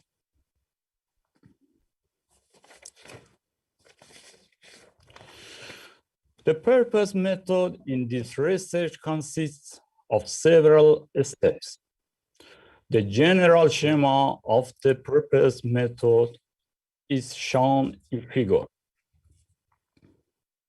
In fact, risk is the probability of occurrence of an accident that its consequences have an adverse effect on the efficiency of the organization's activities, either increasing international trade and the speed of exchange and the high volume of financial transactions in the absence of modern systems for detection of fraud and lack of control and inspections.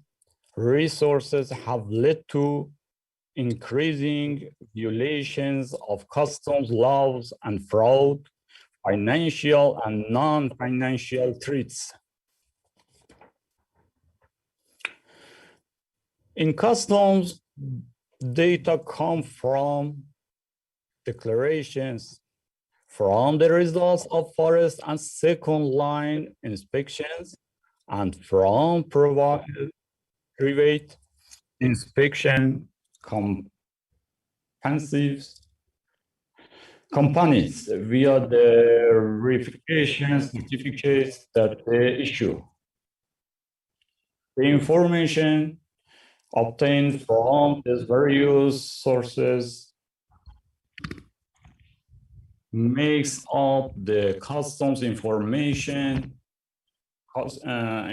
system, which, among other things, allows the risk management system to be constructed and declarations to be directed to the different customs clearance channels.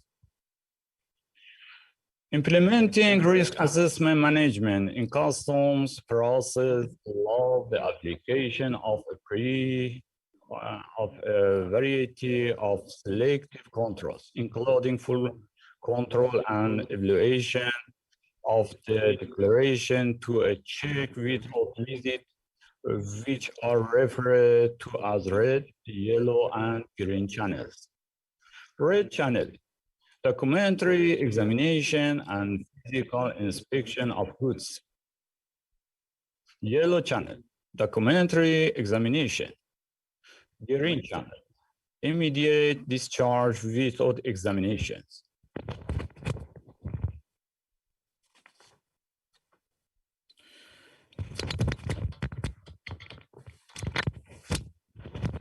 Please, next page.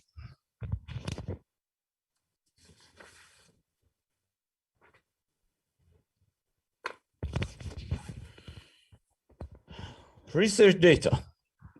And the data of this research, including the data related to the import declarations for 2018 and 2019, which is extracted from the Iranian customs cross-border trade system.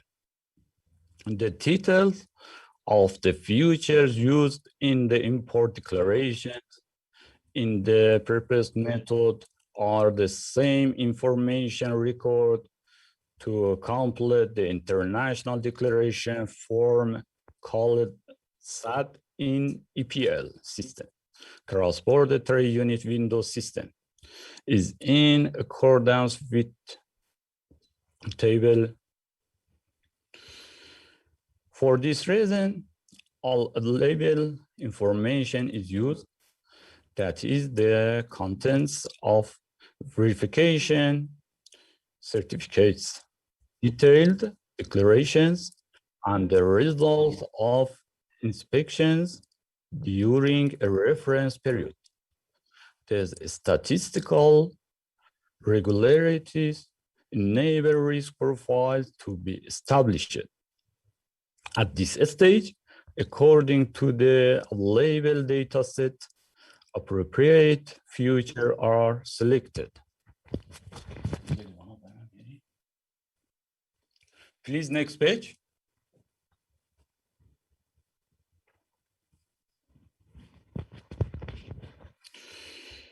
In the pre-processing stage, after breaking the tariff code and deleting similar attributes, the number of attributes changed to 17 attributes.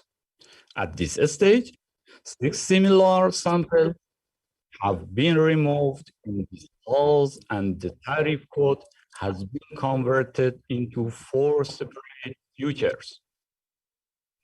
Much of the data in the import declaration section contains non-quantitative or non-discrete data for all countries. In this regard, this type of future is recognized, will be done with respect to data.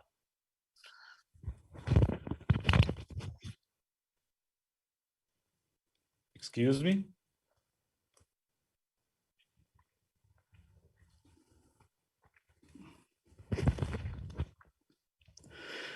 Then the extracted properties are normalized in the range of 0 to 1. It is worth to mention that a variety of normalization methods have been evaluated at this stage. Please, next page.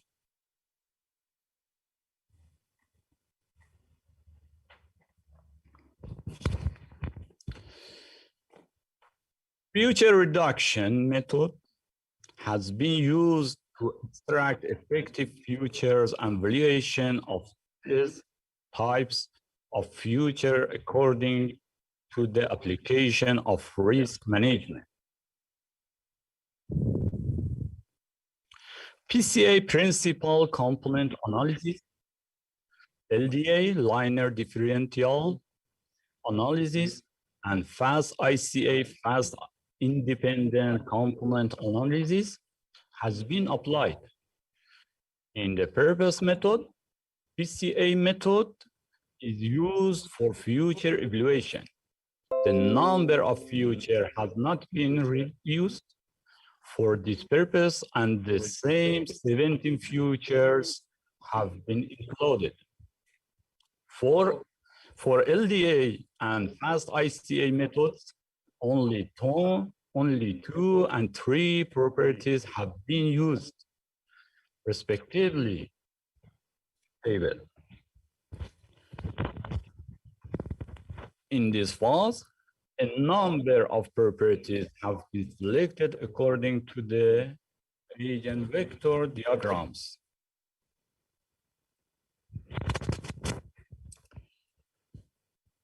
Since the research method presented in any research should be evaluated in terms of validity, The validation method is such that this data after the processing and preparation stage is divided into two sets of educational data and experimental data.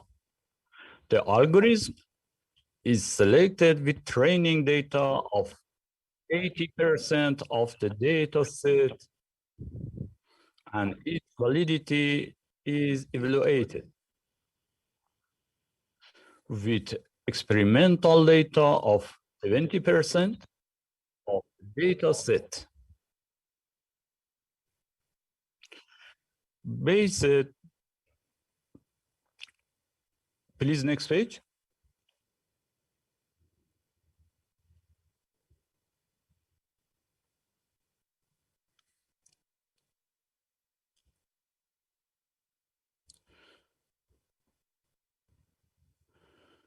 Come back to page.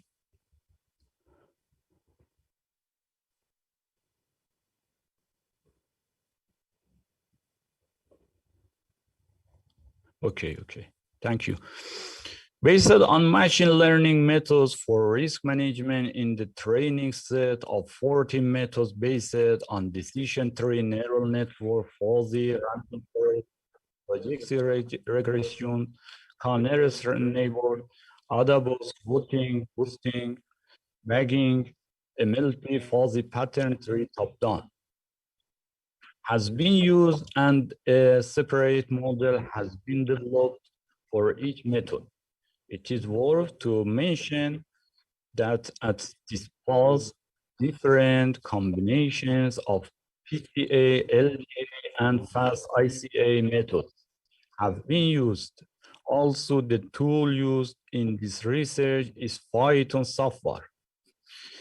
Import declarations are divided into three categories according to the amount of race green with label number 0, yellow with label number 2, and red with label number 1. Each category represents their level of risk. In this regard, the models are trained and evaluated for three outputs. Please, next page.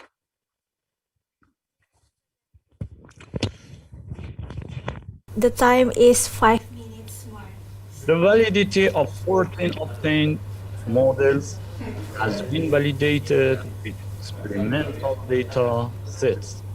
Finally, all the obtained models are compared according to RAC curve of figure. Final model is selected. Figure, import PCA fraction of positive. Please, next page. Sorry, Mr. Kojaste, for interrupt. Our time is 5 minutes more for the presentation, sir.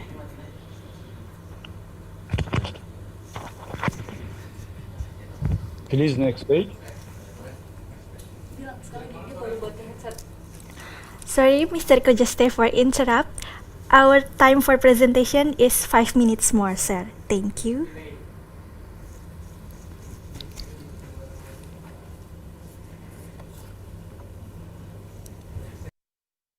Okay.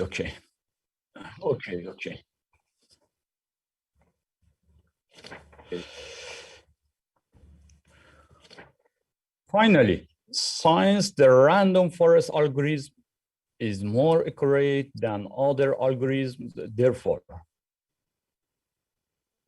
this algorithm can be used as a suitable organizational knowledge in proper identification of the risk management category of import declarations in three levels of green, yellow, and red.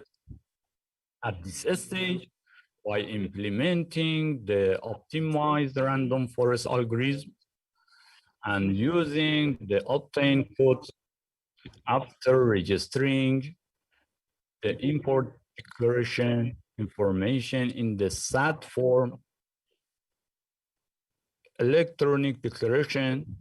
Online, the risk class of the declaration is determined and by referring the declaration to a red, yellow, and green channel risk. Risk management is done in the shortest possible time, and we accelerate and facilitate customs clearance. Conclusion.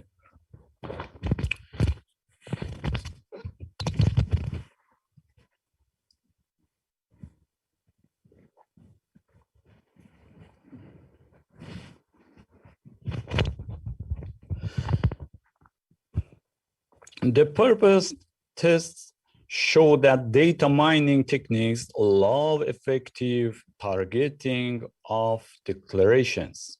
The results of this study show that the random forest algorithm had a higher accuracy than other algorithms used in identifying and determining the level and ranking of the risk of import declarations. The random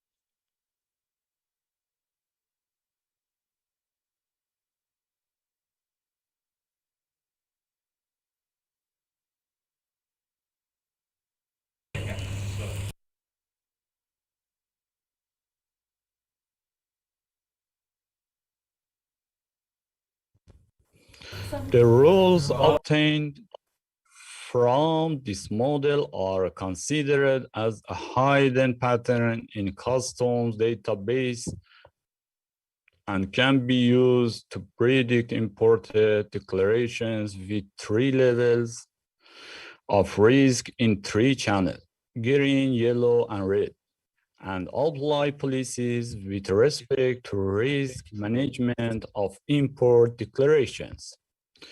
Thank you very much.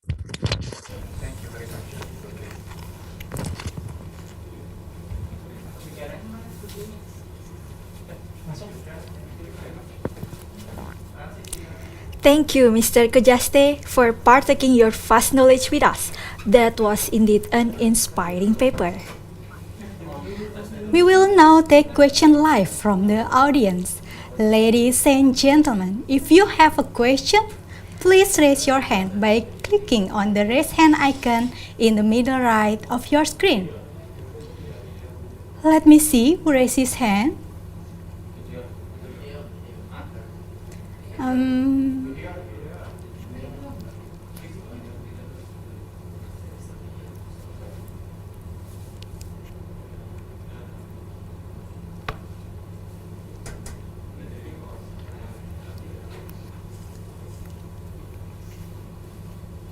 Hello? Yes. Yes, please unmute your audio, mister.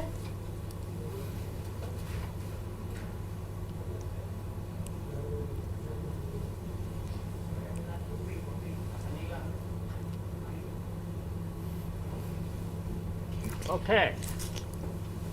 Can you hear me? Yes, sir, we can hear your voice clearly.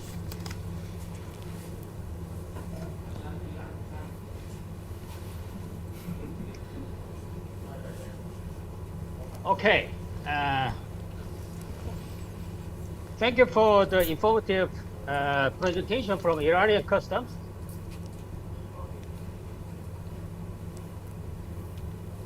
But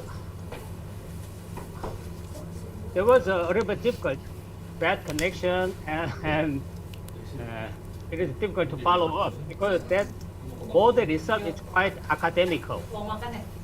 But I want to confirm one thing.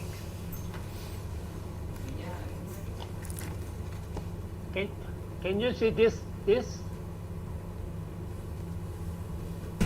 This is a model, but it called date model. dual attentive tree aware embedded neural network model,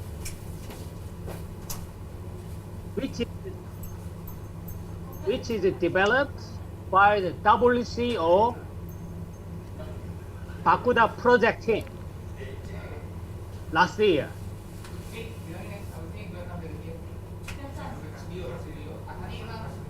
I could think the approach methodology is quite similar from this presentation from Iranian customs and this WCO data model. Hasannya left Zoom. We will wait Hasan to. As a presenter, Mr. Hassan, have you confirmed or checked the WCO data program model? We are sorry, sir, but we lost connection with Mr. Hassan. We will Because, invite Mr. Hassan again to the Zoom. We will wait Mr. Hassan to join with us again because we lost connection with Mr. Hassan. Please wait a moment, sir. Mr. Hassan gone? Yes, sir. We will invite him again. Oh, okay. Let me give another chance then. Yes, sir.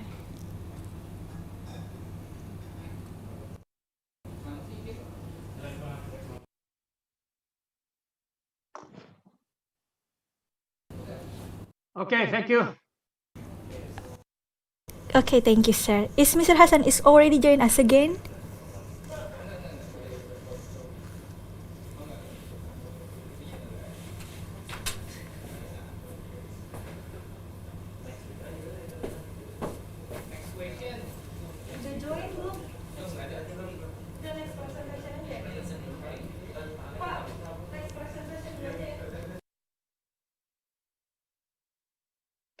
Okay, ladies and gentlemen, we are sorry for the inconvenience because we have lost connection with Mr. Hassan.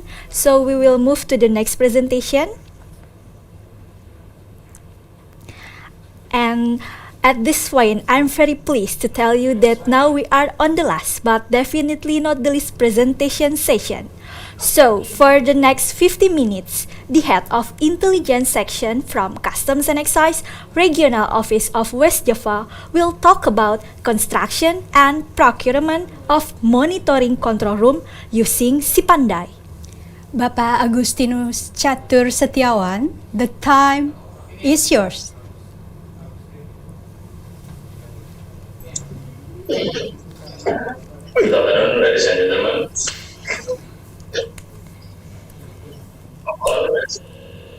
Let us introduce ourselves. We are from Division of Enforcement and Investigation in Customs and Excise Regional Office of West Java Province, Indonesia. My name is Agustinus Catur Setiawan, and I am the head of intelligence section. I'm here with my team, Mr. Benny, Mr. Denny, Mr. Arif, Mr. Dennis, Mr. Fakri, Mr. Brian, Miss Nanda, and Miss Arnie.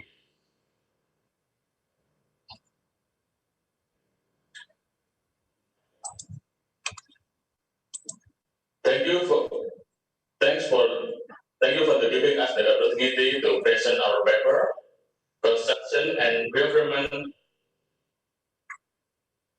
and monitoring control room using Sipandai. Our paper is about innovation in trade security and custom control as one of the topics listed on International Conference on Digital Transformation in Custom. Long story short, I place Mr. Brian would deliver the presentation. Please, Mr. Brian, the floor is yours.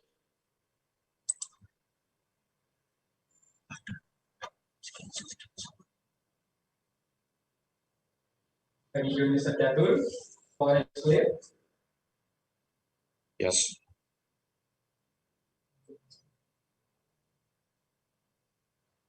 Excuse me, can you hear my voice clear?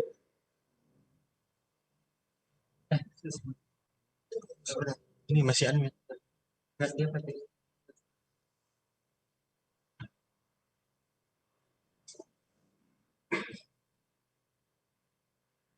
we share our pointer, please?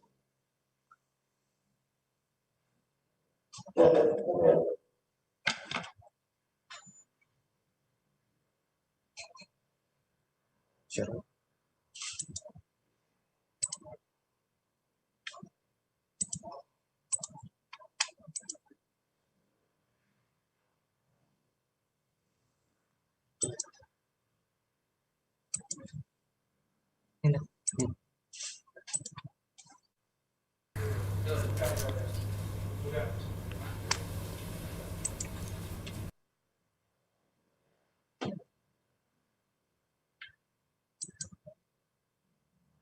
Okay. Excuse me, can you hear my voice clear? Yes, sir, we can hear your voice clearly.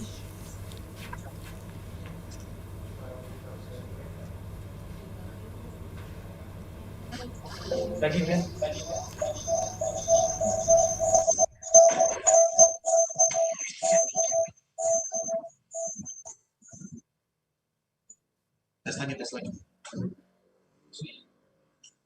Excuse me, can you hear my voice? Me? Can you hear my voice?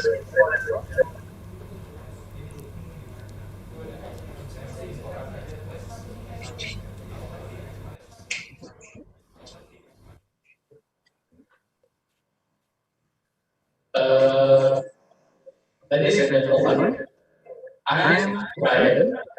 Today we will deliver our presentation. If you have any question, please send through question. Please send through chat room on Zoom. To open our presentation, we would like to present. We would like to present. Sorry for interrupt, sir, but your voice is feedback with us. So please use one device only, sir.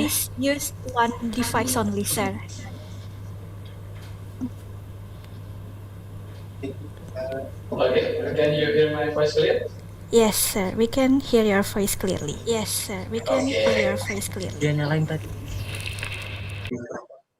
Ladies and gentlemen, I'm Brian. Today we will. If you have any question, please send through the chat room on Zoom.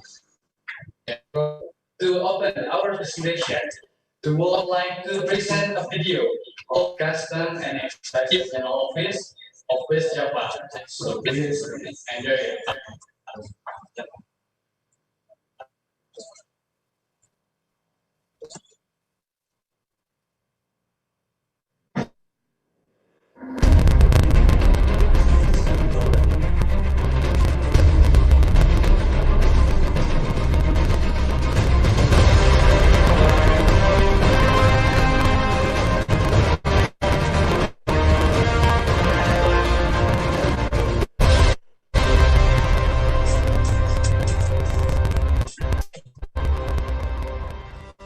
The Directorate General of Customs and Excise of Indonesia is an institution that has an important role to organize the formulation and implementation of policies in the field of supervision, law enforcement, service, and optimization of state revenue in the field of customs and excise.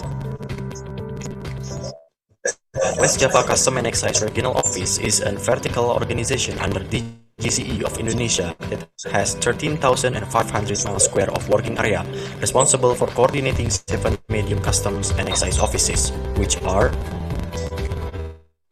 Bogor, Bekasi, Cikarang, Purwakarta, Bandung, Cirebon, and Tasikmalaya. Due to the very wide territory, the monitoring activities cannot run in an integrated, structured, and organized way because there is no system in order to integrate data in all offices. So, this issue required a solution that could run integrated and real-time system for monitoring and supervising customs and excise activities in West Java. Based on those problems, we initiate to build an application called Cipandai. Cipandai is a solution as operational control center for monitoring and supervising customs and excise activities activities in West Java, managed by the Enforcement and Investigation Division. Okay, we are going to the next slide. Ladies and gentlemen, let's start with a geography. This is Indonesia. As we can see, Indonesia has 5 major islands. There are Sumatra, Borneo, and the other side, Sulawesi, then Papua Island, and we are in Java Island. And yes, don't forget about Bali. Bali is a wonderful place. So, where is our office? We here in Java Island, specifically in West Java. Our office just 2 hours drive away from capital Jakarta. And we are going to the next slide.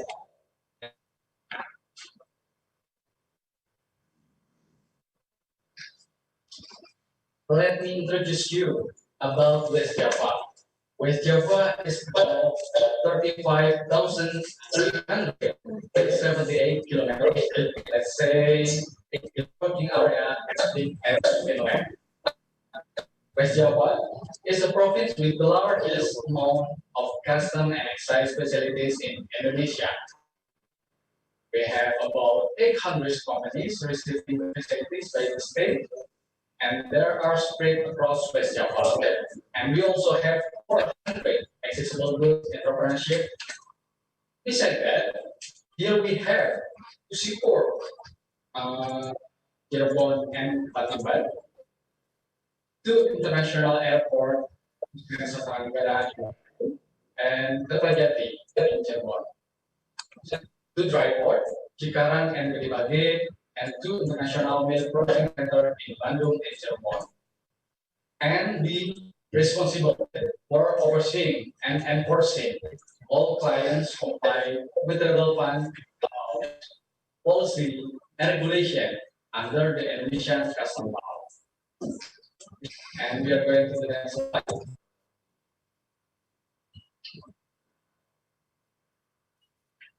Before I let you to know more about Cipandai, I will tell why we sold developed Cipandai. In the past, we must check all documents from profile document, transactional document, to permit document, when document never ends. So, it is less effective and efficient in obtaining information on customs and excise violation. Because there is no updated data, officers' difficulty in determining target for custom or excise violation. So our officer have difficulty to determine which company to supervise. Because as I said before, there are 800 companies receiving facility and 400 accessible goods entrepreneurship in West Java. Field officer looking for information and found out custom or excise violation occur continuously, and we cannot know the current real-time position of our officer and can get the report of our field officer. At the same time, he reported it. We need more effort to carry out such a supervisory pattern. There is no database, adequate IT system, and no information from other office make analyst officer difficult to create a database for targeting. And on the next slide, we can the consequences of the past surveillance pattern. Because pattern of surveillance in the past, a lot of our officers need to go to the field to get information, spend a lot of time, effort, and money. This was just a little information. Due to the lack of technology utilization, there are still many custom violations that occur in West Java. The synergy between sectors and units of regional office and medium office is not optimal. On screen, we can look Together, how many violations occurred in the last 4 years? Violation from 2016 to 2018 before using Pandai were relatively high. In 2019, after using Pandai, because violation decreased. And we are going to the next slide.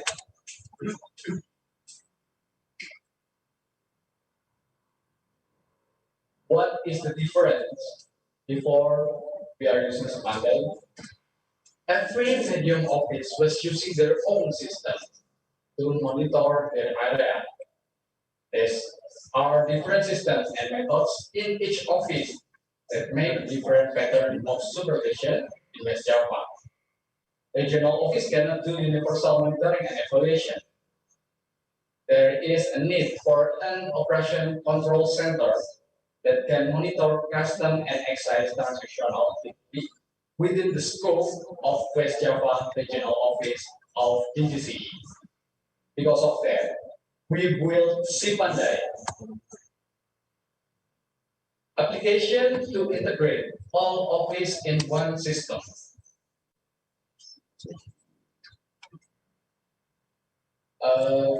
On the next slide, before we move to the next slide, we want to show you Cipandai application with technical introduction. So please enjoy it.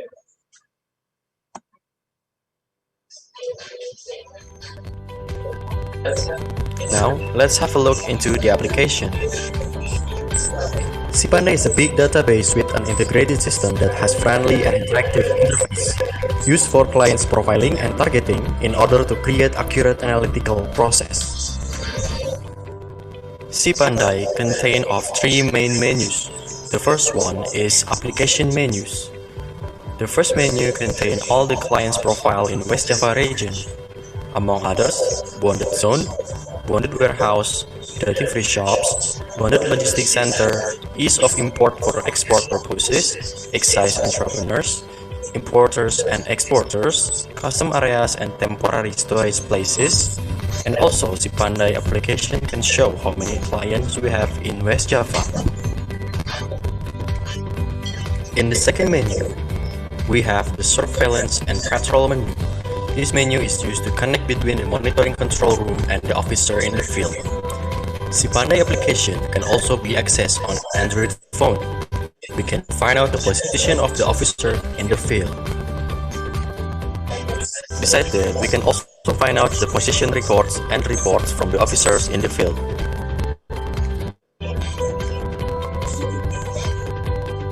And last but not least, there is utility and master data that has function to record company data, which include violation, monitoring, and evaluation data.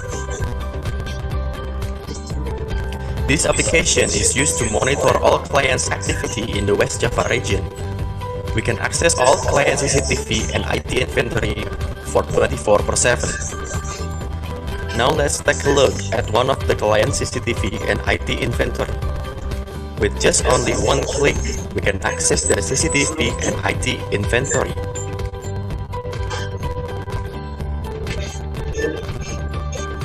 With all of the explanation that I said before, we can see how easy it is to control and monitor custom and excise activity with Cipandai application.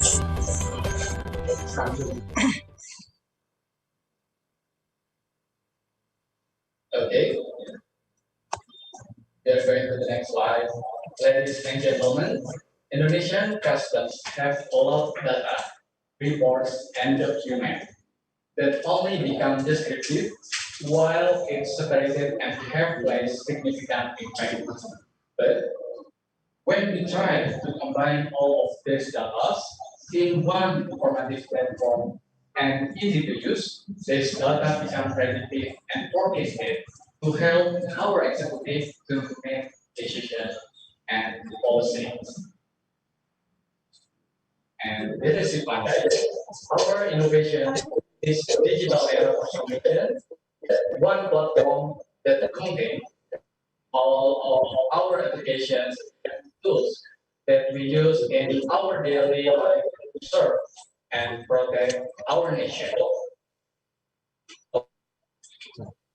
And for that video, on the next slide, we want to show the success story because we are using Pandai application. We are the office with the highest number of prosecution in Indonesia, 20 and 20. This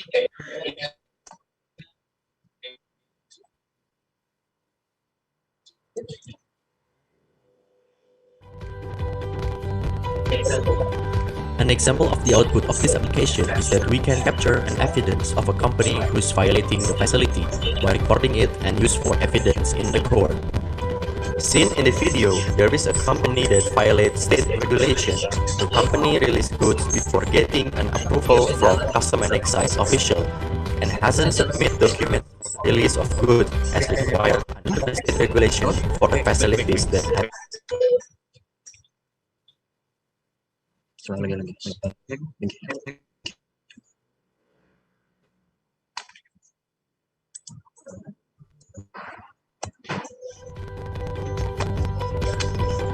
An example of the output of this application is that we can capture.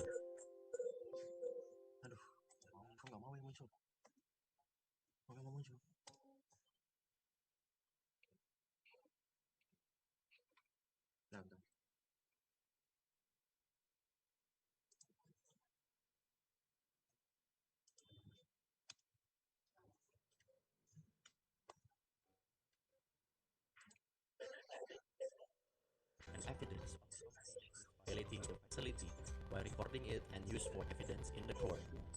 Seen in the video, there is a company violate state regulation. Company released goods before getting an approval from custom and excise official. okay, sorry.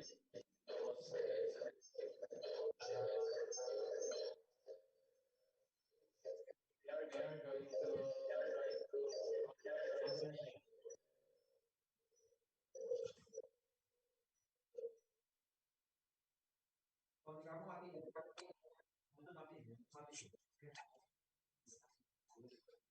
and we will review the last video.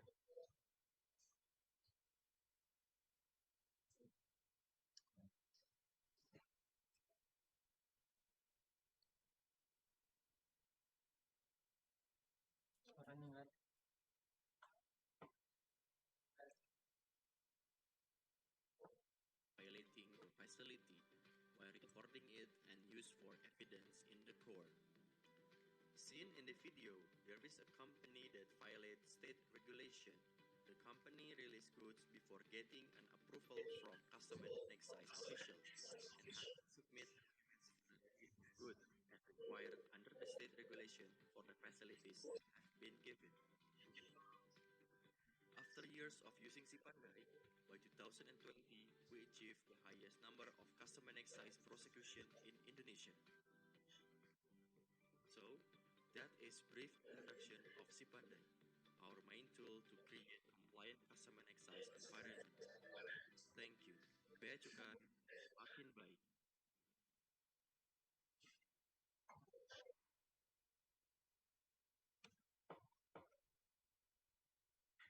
Okay, we are going to the last.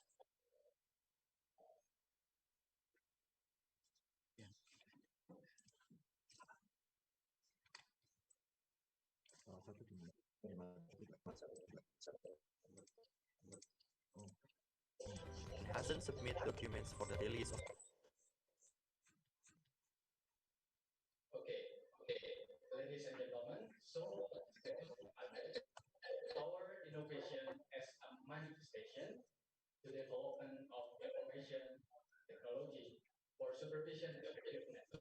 As we know, this application integrates various application and source data and non-application information into one big data and one platform and becomes a single reference for intelligent databases within the regional office of DGCA in this digital era of transformation. Our control room uses Pandai to monitor activities of service transaction data and custom excise operation run in an integrated structure and organized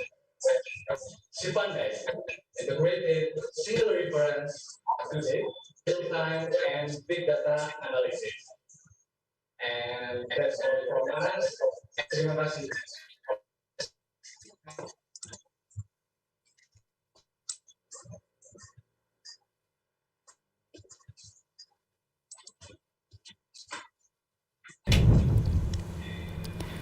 Okay, thank you, sir, for the presentation.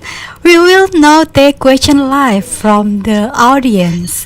Ladies and gentlemen, if you have a question, please raise your hand by clicking on the raise hand icon in the middle right of your screen. Let me see who raised his hand.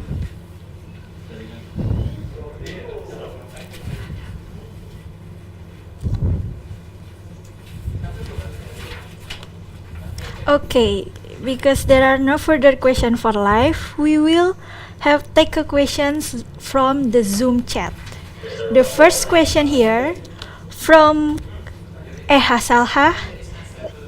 The question is, you explain the difference before and after using Cipandai as a monitoring tools. The Cipandai applications give you benefit in the profiling and targeting of surveillance, sharper and more accurate, integrated between the supervisory unit and other related units. I just curious to know, first, before you have Cipandai, did Service Office in West Java not have any tools which can be operated in an integrated manner and provide an accurate approach for law enforcement purposes? The second question is, West Java certainly cannot be separated from big parts such as Tanjung Priok because the distance is not too far from the services office. What is the risk engine for profiling between regions and national database? Does Cipandai integrate it with other national application? Please, Mr. Brian, respond the questions. Okay, thank you for the question. Please give us.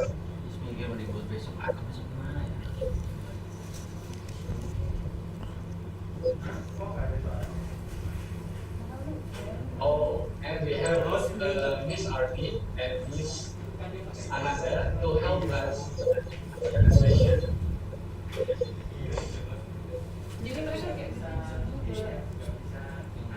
Masuk situ aja nggak apa-apa, suaranya masuk situ.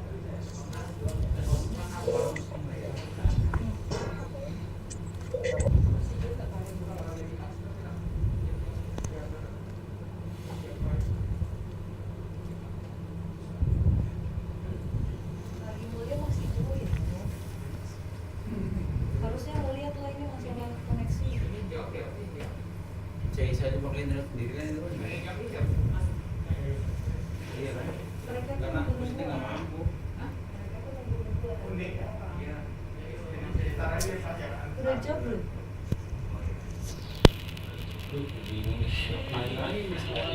That's all the answer. Udah job. Katanya.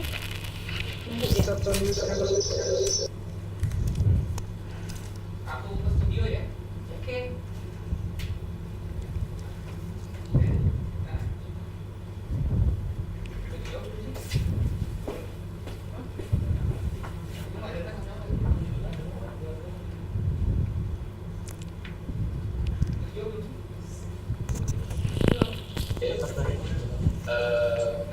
For the answer question, we use in-house application in each office. Cipandai is used as a hub.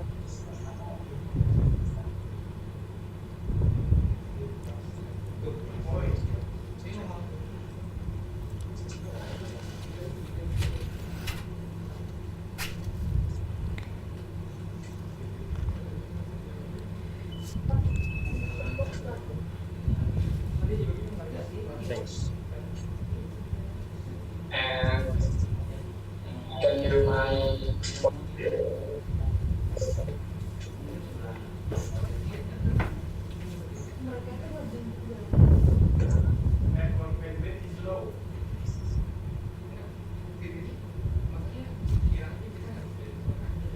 Ini nggak masuk suaranya.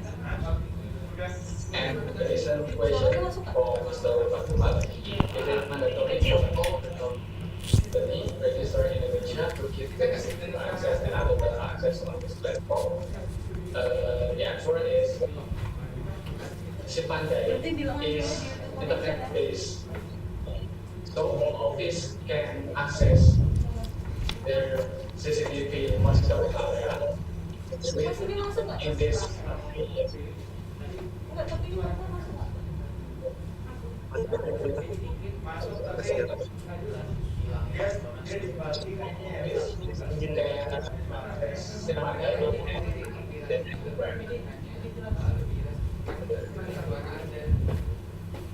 will Mr.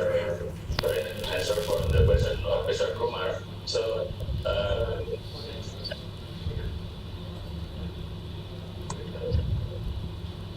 not all the company has to register the CCTV. So, the company that have the request to register the CCTV is only the company that receive the custom facility, or we call it as the product virus and product company. So not all the company have to register the CCTV to our office. Okay, that's for me.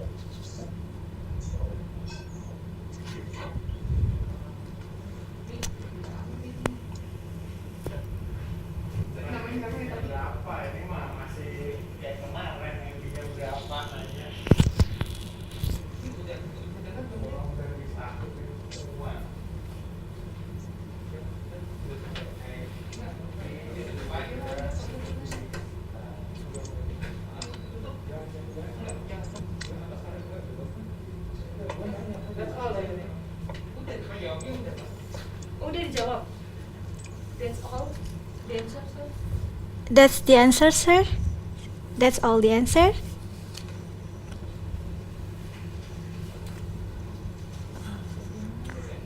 Okay, thank you Bapak Catur for the response and for the answer for the first question. Co-host, is there any questions for Zoom chat? Oh, we have already received all questions for Zoom chat and live for this session. Thank you very much Bapak Catur and Bapak Brian for the presentation and answers.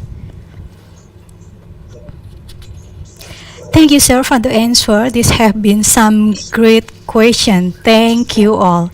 We have had productive and inspiring time already. Hopefully, everyone in here found today's conference to be of value. And before we close this conference, we would like to say thank you to Mr. Gideon for your questions earlier to Mr. Hassan, but unfortunately we are very sorry we cannot reach Mr. Hassan until now. We have lost connection with Mr. Hassan. And if you don't mind, for Mr. Gideon and for ladies and gentlemen, would you like to email us your questions to Mr. Hassan regarding the paper earlier, and we will answer the questions through email. Our email is available on the link tree. So, ladies and gentlemen, as we bring this conference to a close, please take a moment to access the link tree written on the Zoom chat. Click the evaluation form and please provide us with feedback on today's conference. Do not forget to fill and recheck your identity on the form in order to prevent spelling error on your e-certificate. Please also do not forget to join us tomorrow, which will be our last days of conference under the subteam Innovation in Loss Clearance Audit. This concludes today's conference, ladies and gentlemen. Please stay safe and stay healthy. See you on the next day. I am Ita. And I am Riri. Wassalamualaikum warahmatullahi wabarakatuh.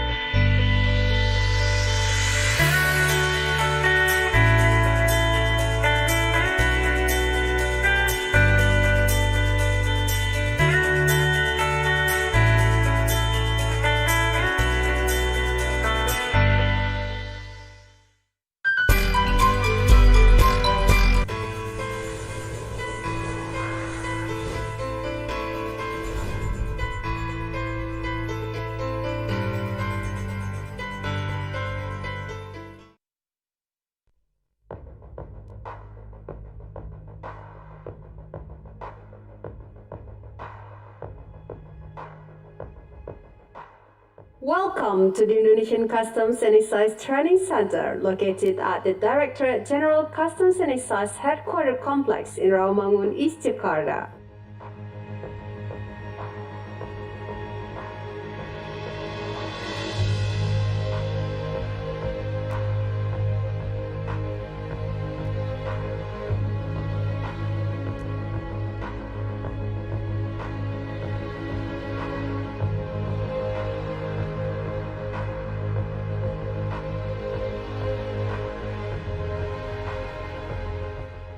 It was established in 1966, aiming to provide world-class quality training within the fields of customs and excise.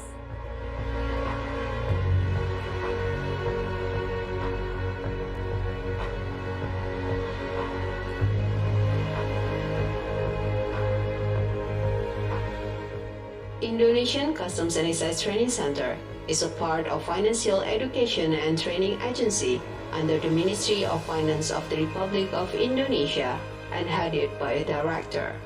With its 14 best trainers who are highly qualified and well-respected specialists in their fields. The Indonesian Customs and Excise Training Center has officially become the regional training center for the Asia-Pacific region after being endorsed by the head of customs administrations in the Asia-Pacific region at 21st WCO AP Regional Head of Customs Administration Conference on November 12, 2020. The commencement was marked with the signing of a Memorandum of Understanding between the World Customs Organization and the Ministry of Finance of the Republic of Indonesia on January 29, 2021.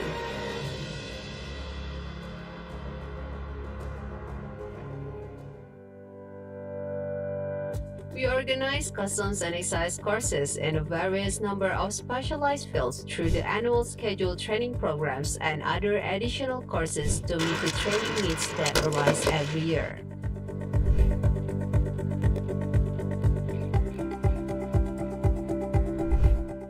We also adopt diverse strategies to promote digital learning activities that result in the massive open online courses such as e-learning, distance learning, webinar, and talk show.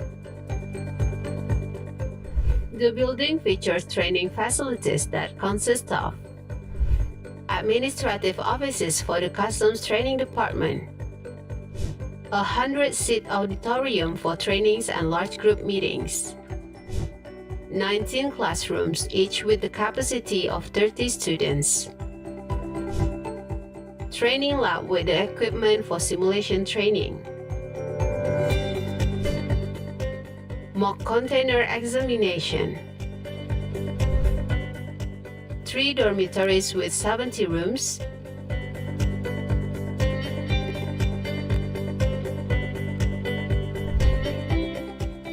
digital learning room, computer laboratory, mini office, library, lounge, studio, main hall, dining room, fitness center, entertainment room,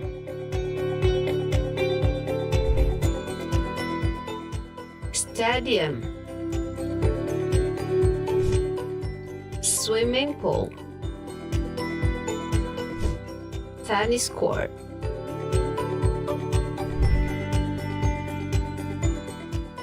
Now we are more than ready to be the best place to respond to officers' training needs, to forge links with neighboring countries, and to facilitate the follow-up World Customs Organization programs in the Asia-Pacific region.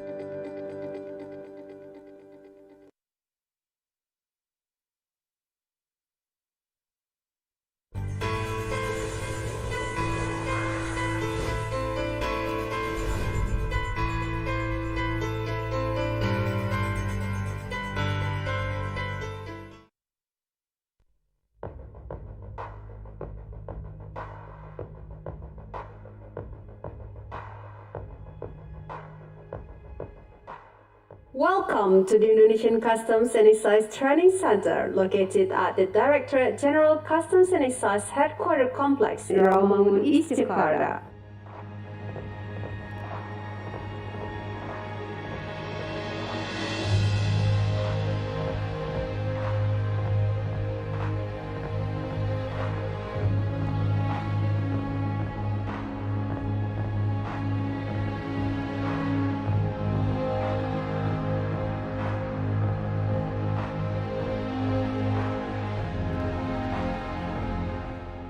It was established in 1966, aiming to provide world-class quality training within the fields of customs and excise.